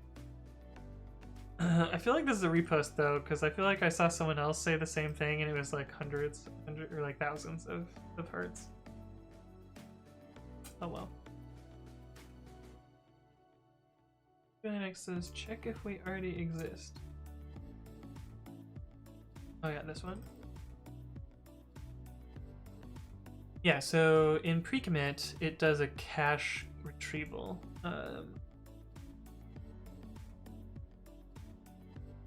Oh, this is gonna return a type error, so I'm probably gonna need to do the same thing here. We'll need to figure out which ones are possible to be nullable. I think all of them. Yeah.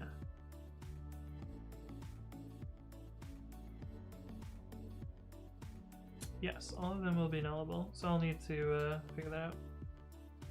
That was a very PC way of reading that tweet. Yeah, I didn't want to start the GIF versus GIF arguments. Although I say GIF, so whatever. Don't sue me. GoodBunny21 says, I would probably do that too, but my potato computer sucks with... I mean, I have a few potato computers that actually do pretty fine at visualization. If you turn off like the graphical parts, the animations and such. That's what really slows down these types of VMs. Andrew Linux has a Twitter search of the tweets. It does look unique given that search. Huh. Okay. Might have been on a different platform? I don't know. Andrew Linux says, somehow VirtualBox manages to use all of my 12 gigs of RAM. So at least on Windows, VirtualBox won't show up as using any of the actual memory. This is just the manager. So there's mysterious missing memory in this that is not accounted for in this process list here. And I don't know how that's supposed to be counted. But I don't actually know how to measure how much memory it's. Alias JIT equals get, let the flame wars begin. That's good. You expected too much from it. I feel like from it and it bothers me. Oh. It's weird. I've not experienced that. I have like a crappy laptop from like 2009 that still Still runs can run modern Windows and modern Linux on it, and in a VM, and it doesn't really lag. There are like commands that are noticeably slower, but it's not like I get input lag. But it's also just because it's a slow machine. Not really that the virtual machine is slower.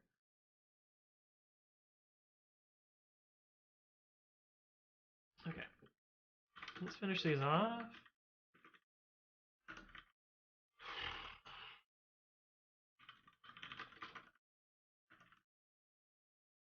Insert into manifest values. Should have image version.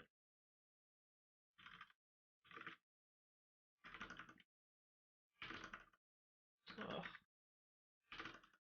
I need to make a macro that just does this. I'm gonna keep telling myself until I finally do it. 1, 2, 3, 4. Ready for my sick document store here?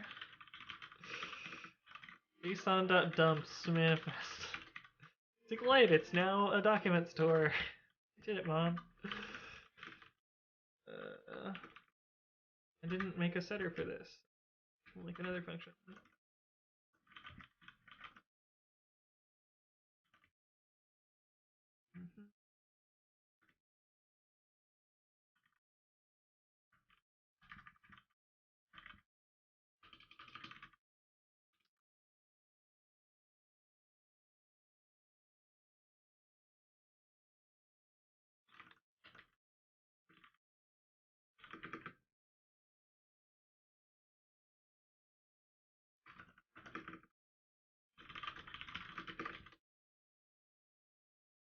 Version repo rev language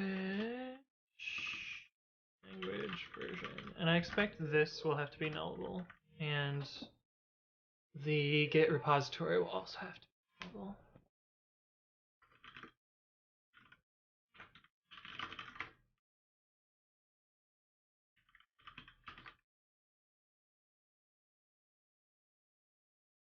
So image version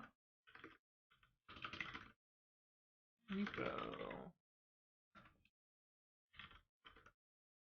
rev language.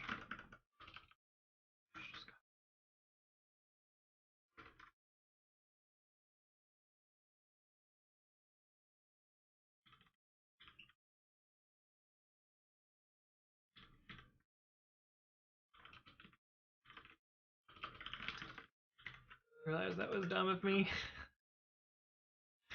Oh well. All these two variables.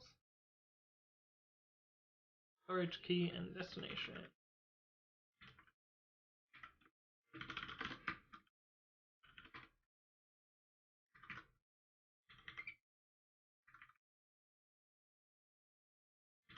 Double.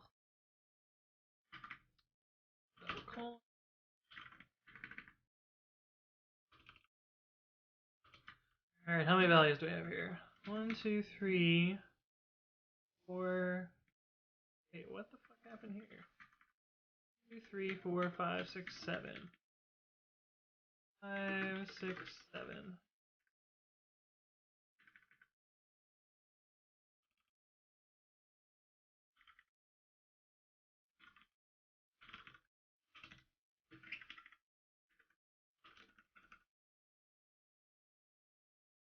Ugh. Body21 says, are there any settings you would recommend? Yes, I have a YouTube video about this.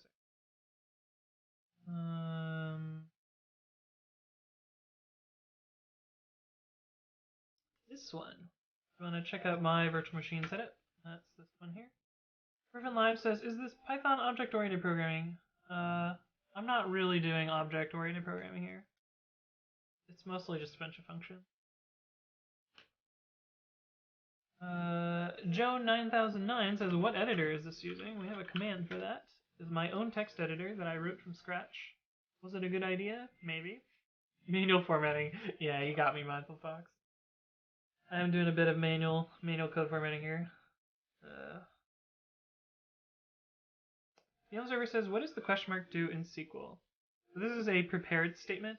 So question marks are placeholder values. And they're Prepared statements are kind of the best. Prepared statements.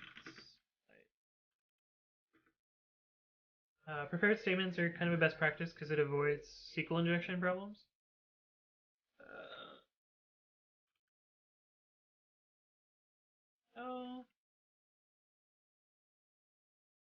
And so what Python will do is, well, actually it uses the underlying SQLite API. Oh, you can use this too. Anyway, I usually use this format. Although this could be better. But anyway, the database engine will interpolate these values in a safe way that avoids SQL injection. Hey, what's up, RageLol? Thank you for the follow. Welcome to the stream. Alias bang editor to dollar editor. Oh yeah, that would be clever. Hey, what's up, Joe 9009? Thank you as well for the follow. Like bracket 0 bracket in C# if you know that. Yeah, that's right, Griffin Live. Or bracket in Python or %s or whatever. Various other string formatting ways. Whoa, what is your badge, RageLol? What is Firewatch? What does that mean? What does it mean?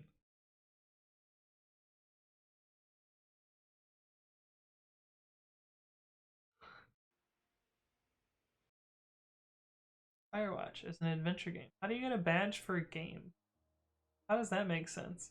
Oh, did you make the game? Is that why you have that badge? M's confused. How does that work? Kudos to make your own text editor. Yeah, I learned a lot. And it's not done. Software's never done, but it's very much not done. Juice, you're back. I thought you said you were done for today. / confused.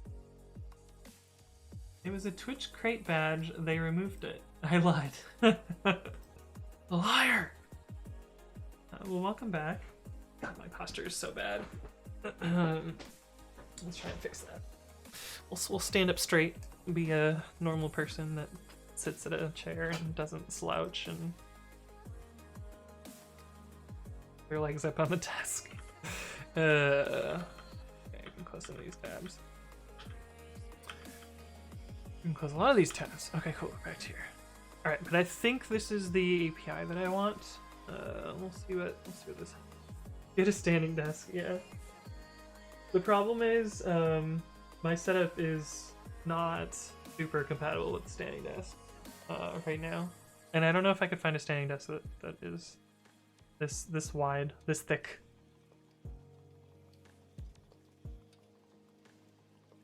Slouching is more normal than not slouching. Yeah, I just usually have terrible posture. Like a lot of times, I'll sit like super down in my chair like this, and like reach my hands over to the keyboard and tap away like that.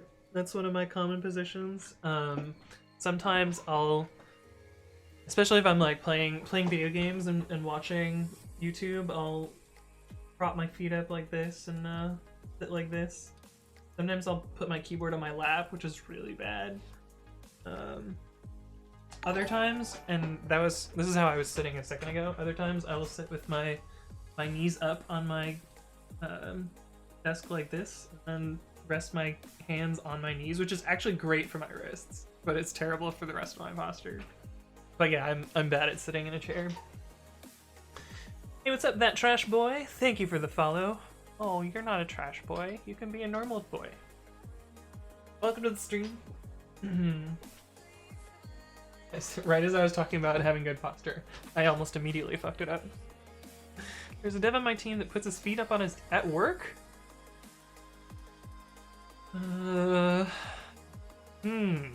He's also the dev that wears shorts and flip-flops every day, no matter the weather. I mean, I wouldn't wear flip-flops every day, but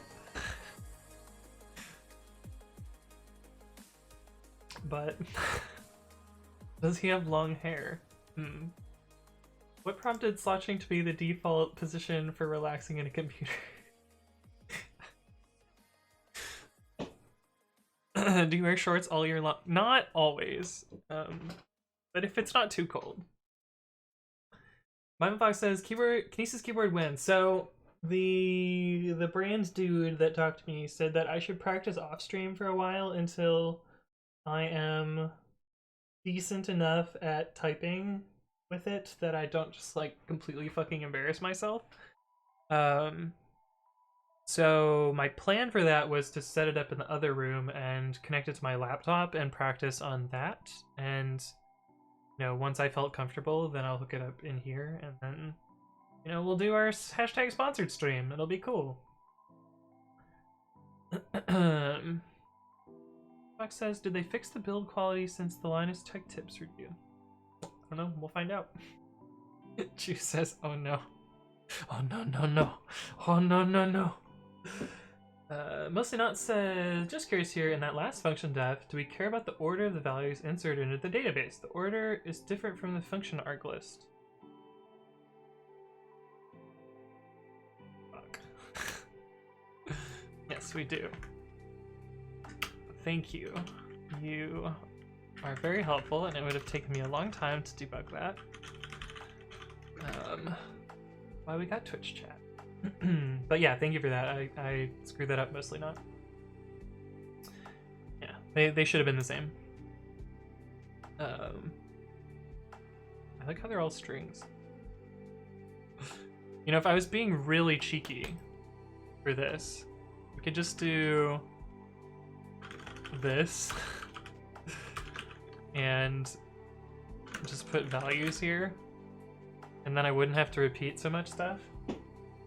The problem is, I think the way I have it written now is a little bit more descriptive of what's going in there. I mean, I'm trading a documentation for an error-prone code pattern. I'm a little torn, but I think I'm gonna keep it like this. But yeah, that's a good point, and good catch.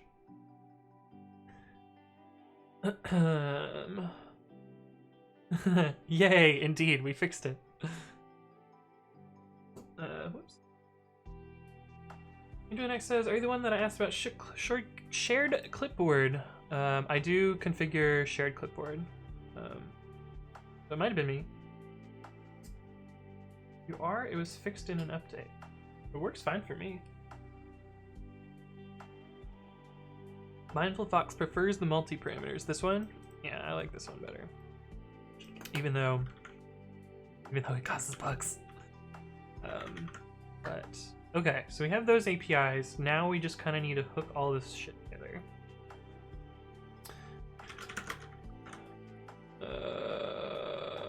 This is not the right repository. That's the right repository. Well, let's do development in this tab.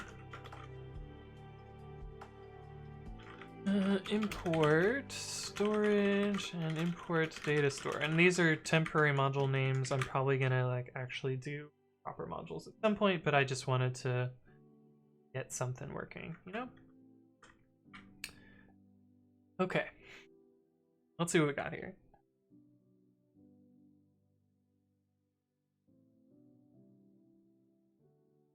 So we start by loading the config. And we need to loop through all the repositories. We skip meta because it's nothing. We need to do special stuff for local. And we need to ensure... So this clone function will still be useful.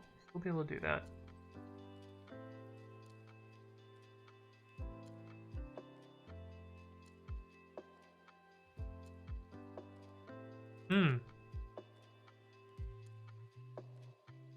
Well, we'll worry about this to-do later. That's why it's a to-do!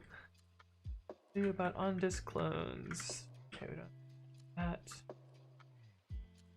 But we do need this.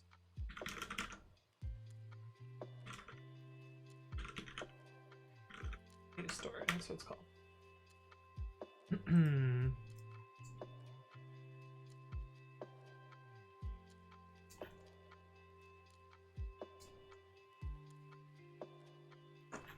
So we want to see this, so this has to be optional.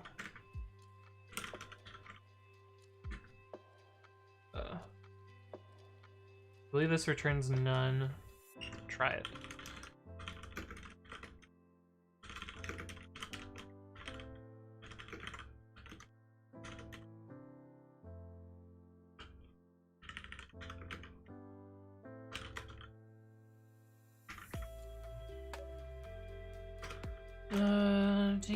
execute, create table wat.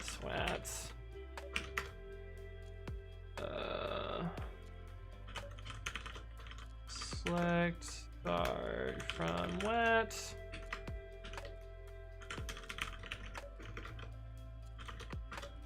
Okay, cool. So this returns none. So easy. Typing import optional.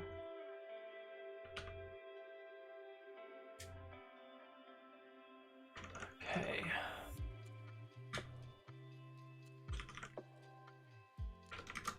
Image. We're just gonna hard code this for now. Image version equals 1. It'll actually be based on the Docker image that I'm gonna use to build stuff. Sandbox says, I was gonna ask if you've tried hard mode in Vim, but I see you're in Nano. So I'm not actually in Nano.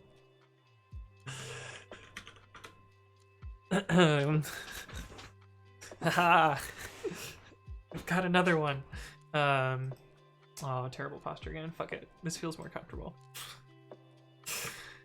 Hey, what's up, MCS Mike? Thank you for the follow. Welcome to the stream.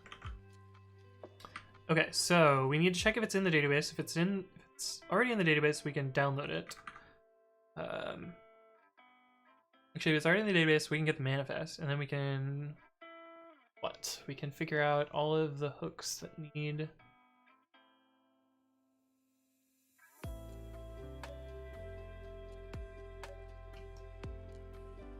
I think we need to do this in 2 stages. So the first stage, stage 1, ensure everything is cloned.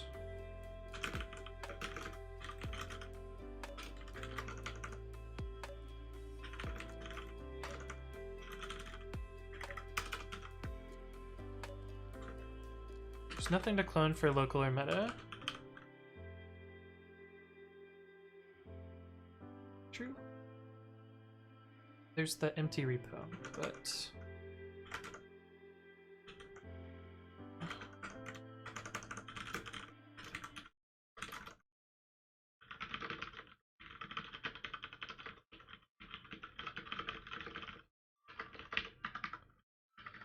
we got to do that eventually. So Precommit has 2 special repository types. One of them is meta, which are hooks that are implemented by Precommit itself. And the other one is local, which is in the configuration file of the repository. And this has a special like shadow repo that it creates on demand. And I figure out. Ted Bunny says, got him! True. Fusebox Hero says, I'm standing at my fancy standing desk. See how it is. I feel like, I don't know. I've used the standing desk a few times. They're kind of nice. I also don't like standing for too long. Yeah. Blue Raynon says, "Is that Nano? Are you just trolling at this point? I just explained this." Hey, what's up, No Booty? Hello, hello. Welcome back.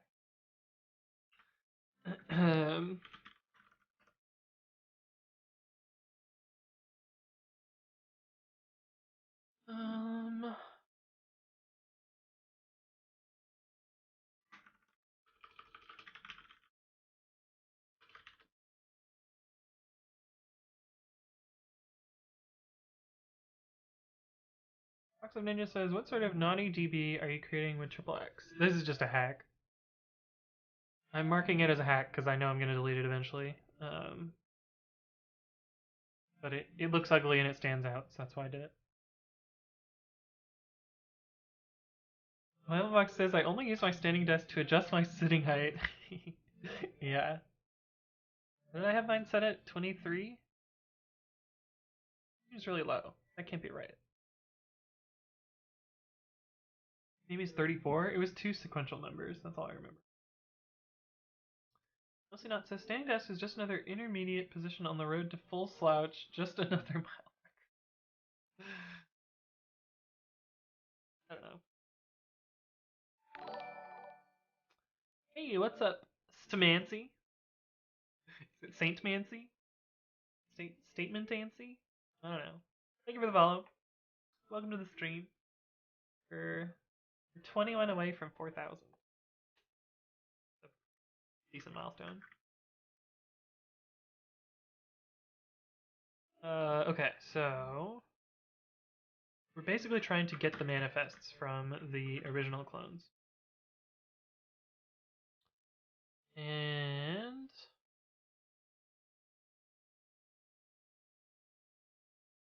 And what?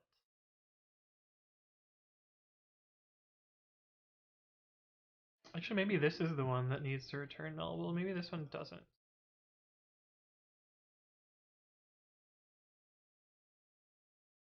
Oh no, they all need to return nullable. Ugh. Gross. Okay. Let's change this one. Try to do some manual code formatting to optional dict start any.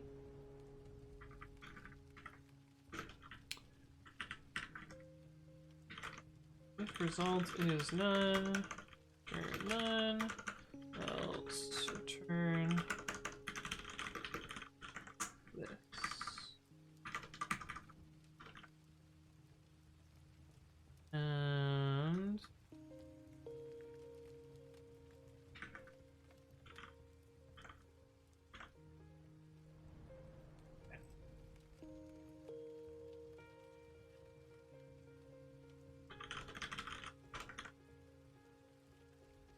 And manifest equals get manifest.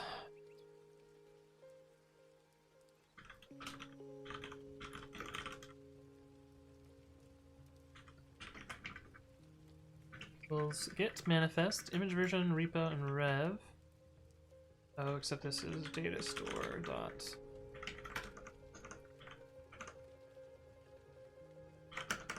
If manifest is none. If it's none, we need to clone the repository and insert that metadata.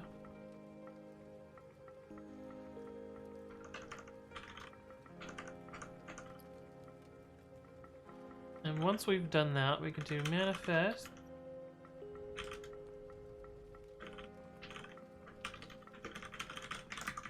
So this will clone and set up that.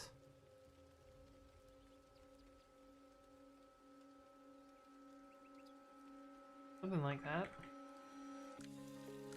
And stage 2, ensure everything is installed. We gotta do the same loop here for repo in big repos.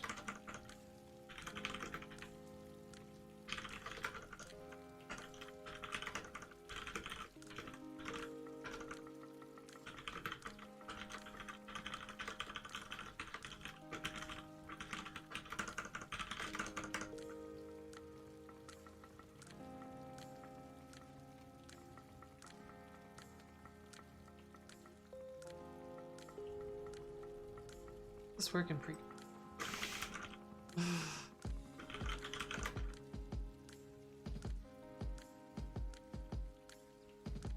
It's not this file.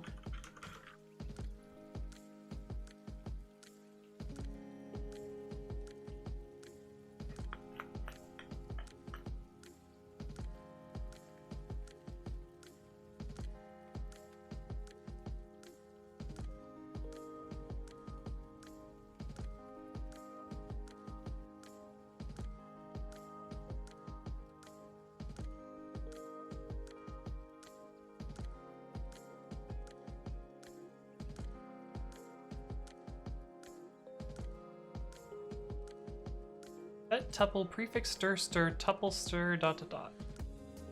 This must be prefix repo rev additional deps.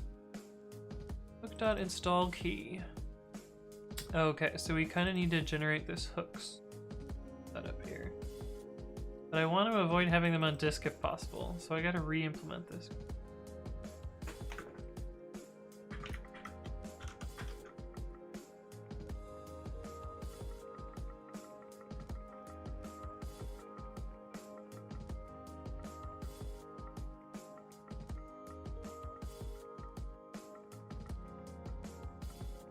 Okay, this is actually not that bad. Also, holy crap. So in the original version of pre-commit, this particular thing only had 4, 5, 6, 7 keys. Oh, 8 keys. Versions. Oh, 9 keys. But now it has all these other ones. This is like the biggest example of like the scope creep that has happened in pre-commit and like how it's changed over time. Like there's been more and more configuration options, and mostly good. Some of them, I don't know. There are things that you can do now that would have been extremely difficult or impossible without these configuration options. So I think it's actually like some of these have been pretty good. But maintaining all of these and like keeping them all straight is pretty tricky. Even sometimes I get mixed up on some of them. But, like I've never seen anyone use this feature. I don't know why. This was implemented before I started saying no to things. But I've literally never seen anyone use this this particular. What should we hear? Hey, what's up?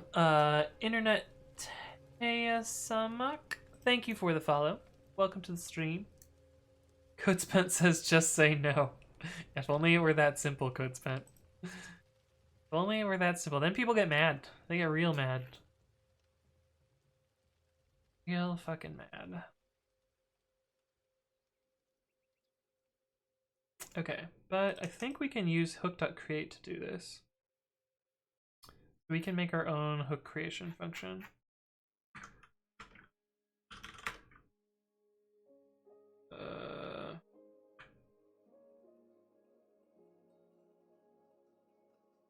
You buzzing phone.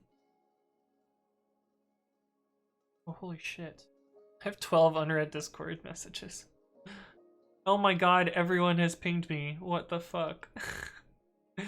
We're gonna look at that later. Looking at that stressing me out.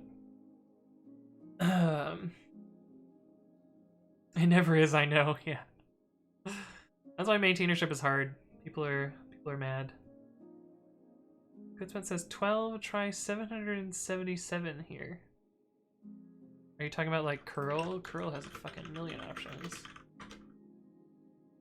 Yes. Look at all these options. Crazy. So many options. But it does a lot of stuff, I guess. Chazermat says pinging Anthony, big mistake. And make sure to keep that number there just to scare people when they see. Oh, you're talking about your unread in Discord? Someone else just pinged me. Probably because I said something about it. Damn you, whoever you are.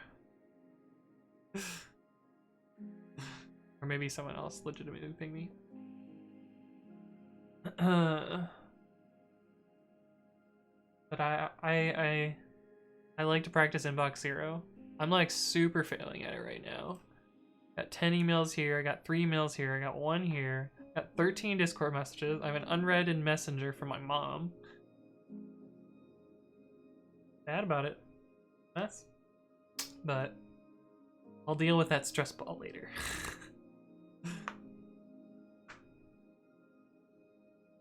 I mean, those are big numbers when they're usually trip zeros, so... Facebook, yeah. It's cause my family uses Messenger. So that's why I have to have like 50 fucking chat clients.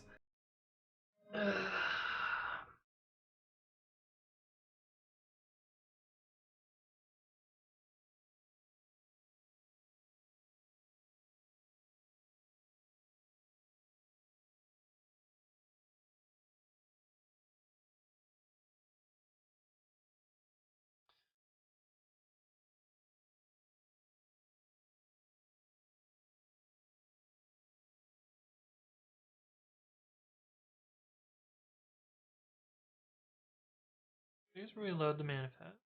Okay, so this is essentially the same thing. The same error case.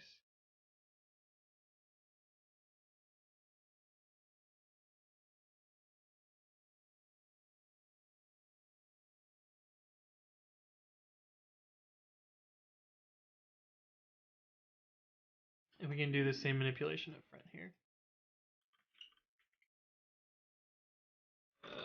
By ID equals hook ID hook.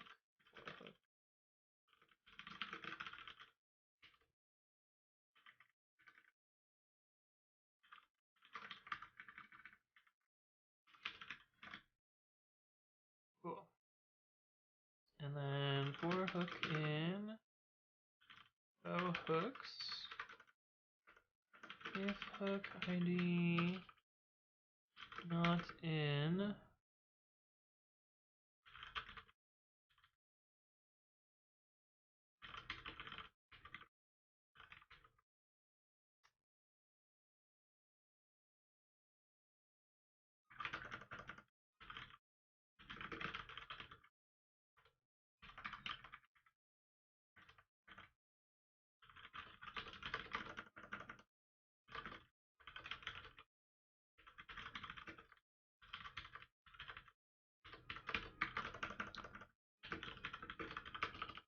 dude. Good type on to do. Okay, so this is like that same error case from here, but simpler for now. Then we need to make the hook dictionaries.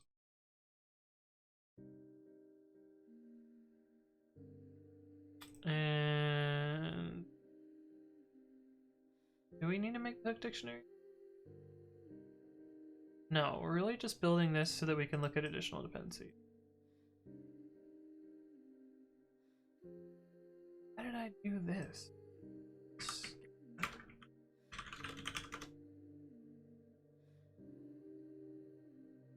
Prefix part of instance P.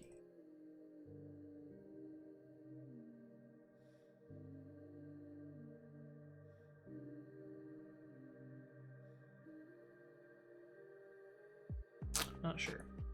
I'm not sure. I see you're 14 and raise you 10,000 in my Gmail. It's too far gone for inbox 0. Yo, just select all, delete. Then you're there. You're done. Fixed. How do you sleep at night? Right. Mailbox says my work email has 3.9 thousand unread emails right now. Jesus. The thing is, when you get into the 10,000, is the number doesn't change until the next 1,000, so it's almost like it's never getting worse. Hey, what's up, Ethan? Yo, actually, while you're here, can you explain this? Couldn't figure out if it's a bug or not.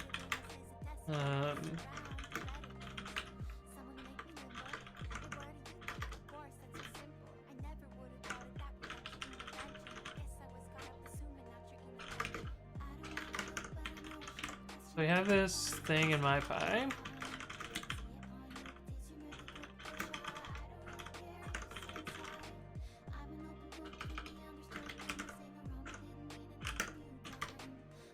And I have this setup.cfg, which says that we should disallow incomplete defs. True. And when we run MyPy on this, it's mad about this double internet, but not this one. I was pretty sure MyPy was just completely okay with arrow none on double internet, or not having arrow none on double internet because it's implied, and it's always going to be arrow none. So why it okay here but mad here?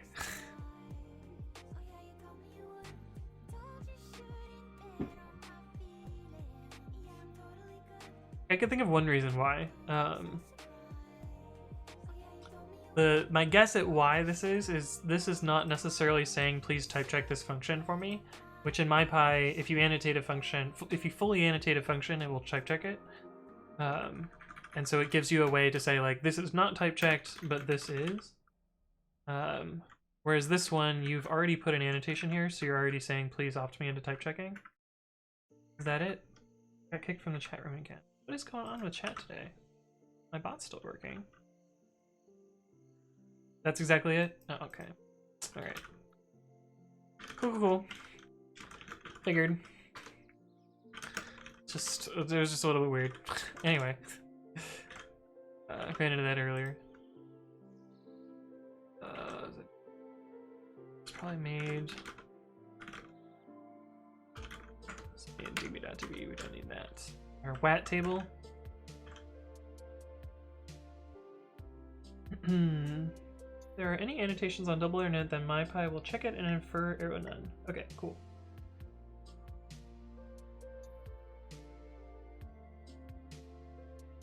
Makes sense. This code looks out of date. What the hell? Oh no, it's up here. This is the old code done. See. Okay.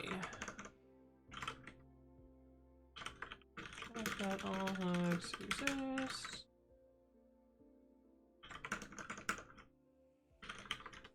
Unique hooks equals.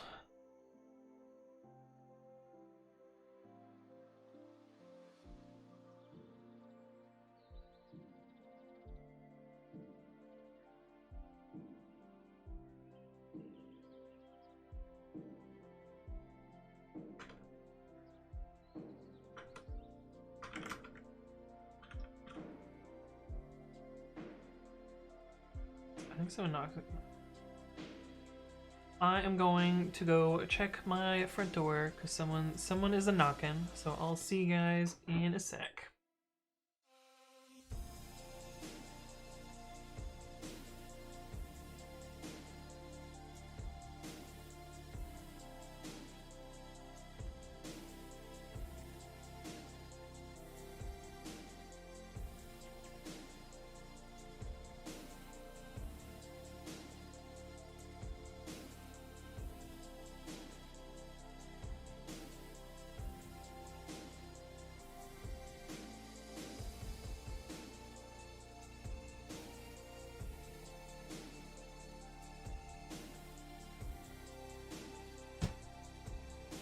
There was no one there. There's no one there. Slav says, "Are you a fan of the TV series Community?" Yes. I haven't seen all of it though. I was basically only watching Community when my roommates were in college, and so I missed like tons of episodes while they were just you know. While they were just watching, because like I wouldn't always sit down with them when they watched episodes, but I enjoyed what I watched and it was kind of funny. It's pretty funny.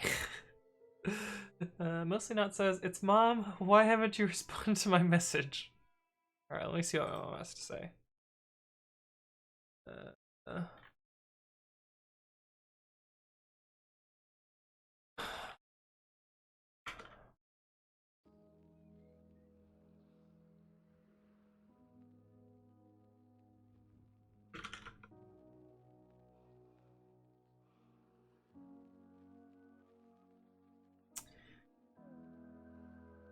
I'll deal with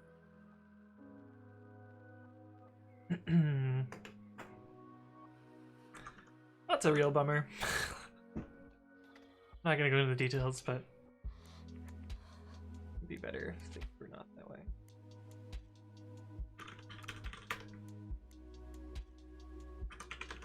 What is this function? This functions.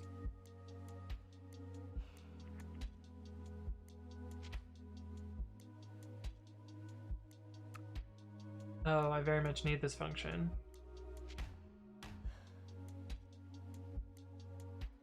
Because I need to imply all of this information.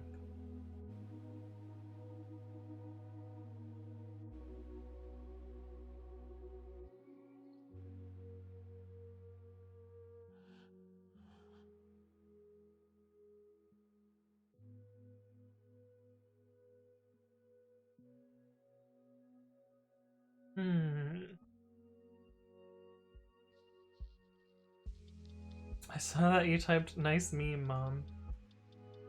Oh yeah, you guys could see what I typed too. That's not what I typed.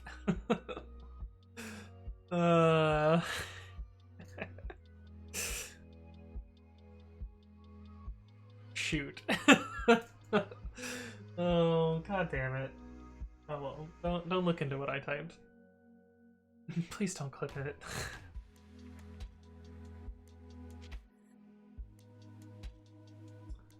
Documented the third bullet point here. No errors reported for obviously wrong code.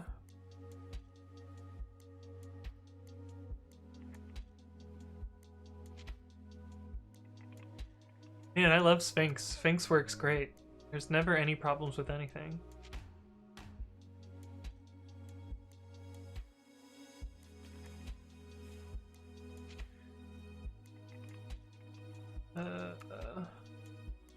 Oh, if at least one argument is annotated. Yeah. Kutzman said, I saw it, we all did, we're disappointed in you. Fine. The way things go, I guess. Internext says, do you have a video on how to configure pre-commit? Not really. Your best bet is to like start with something like this, or pre-commit sample-config. We'll give you a sample configuration, which I'm pretty sure this is just a config. And then from there you can add a bunch of hooks and this lists a bunch of them. You can find stuff that you want there, or you can look at other repositories that already have stuff set up. So like all of my repositories have a pre-commit configuration. Pre-commit has a pre-commit configuration. But also, lol, yeah, we should fix that, yeah. I don't know, Sphinx is hard. Docs are hard. Hey, what's up, Hayden, who says, white shirt and Tony, it's actually blue. It's blue, it's bluish. Yeah, see? Blue. Blue shirt. God, my hair's getting long. What a mess. It's white and gold.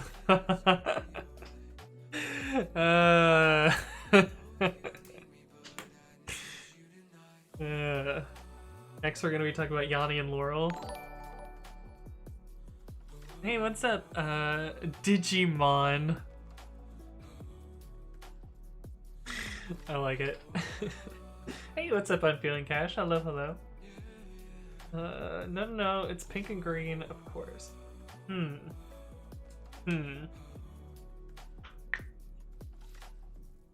need a flow beat. Yo, my mom got one in high school when I was in like high school. She's like, this is so dumb, we have to try it at least once. And I was like, fuck it, whatever, I don't care.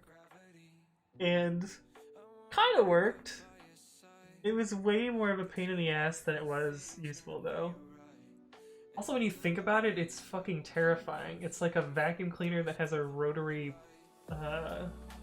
blade in the middle, and you're just like, oh yeah, I'm gonna stick this like this death device on the top of my head, and it's just gonna chomp my hair off.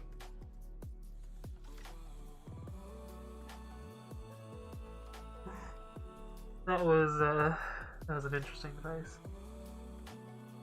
I was in high school, a friend of mine used one. Oh, I did too. Once. Then never again. It also didn't work that well, was the other problem. It just like jammed on everything. So like, we spent probably 3 times as long as my mom used to cut my hair. And we probably would spend like 3 times as long with the stupid vacuum cleaner thing. Hey, what's up, Zeus1588? Thank you for the follow. Welcome to the stream. Also, hello, Catherine. I saw you mentioned above. I don't know if I said hello, but hello. Welcome. Yeah. Hi, pie.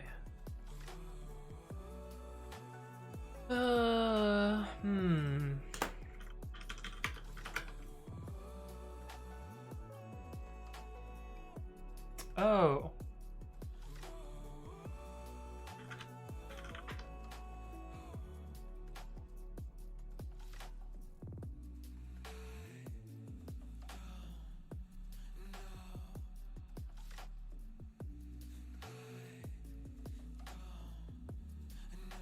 I would really love if I could reuse this. But I don't think I can. Because the store does this cloning and we need to do it separately. I kind of need to reproduce all this logic, which is really annoying. It says, I tried Xmonad recently. Monad. Is this another window manager that you're gonna make me use? Called it! Dynamically tiling Xlevel window manager that is written and configured in Haskell. So it takes like 2 hours to configure it?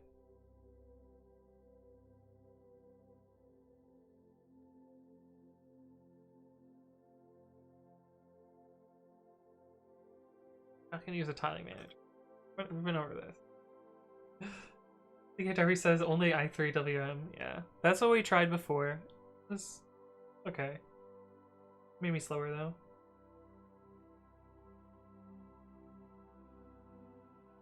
Dead Body says why I don't fancy standalone window managers anymore. Insane Dead says spent about 40 minutes and just figured out that it uses Control-Shift-Enter to open a terminal instead of Control-Enter. But how can it be purely functional if all you're doing is describing side effects? It's true. How do you monad your endofunctor of your video or of your window manager, video manager? Okay, how long have I been streaming? 4 hours? Yeah, I think I'm at a point where I'm like, ugh. So I think I'm probably gonna call it here. And I'll think some more about this because I want to be able to reuse more of the pre-commit implementation here than I currently can. Which probably means like, well, it probably means calling these underscored functions, which I should probably just be okay with, and like they will break and that'll be fine. But I'll be breaking myself instead of breaking others.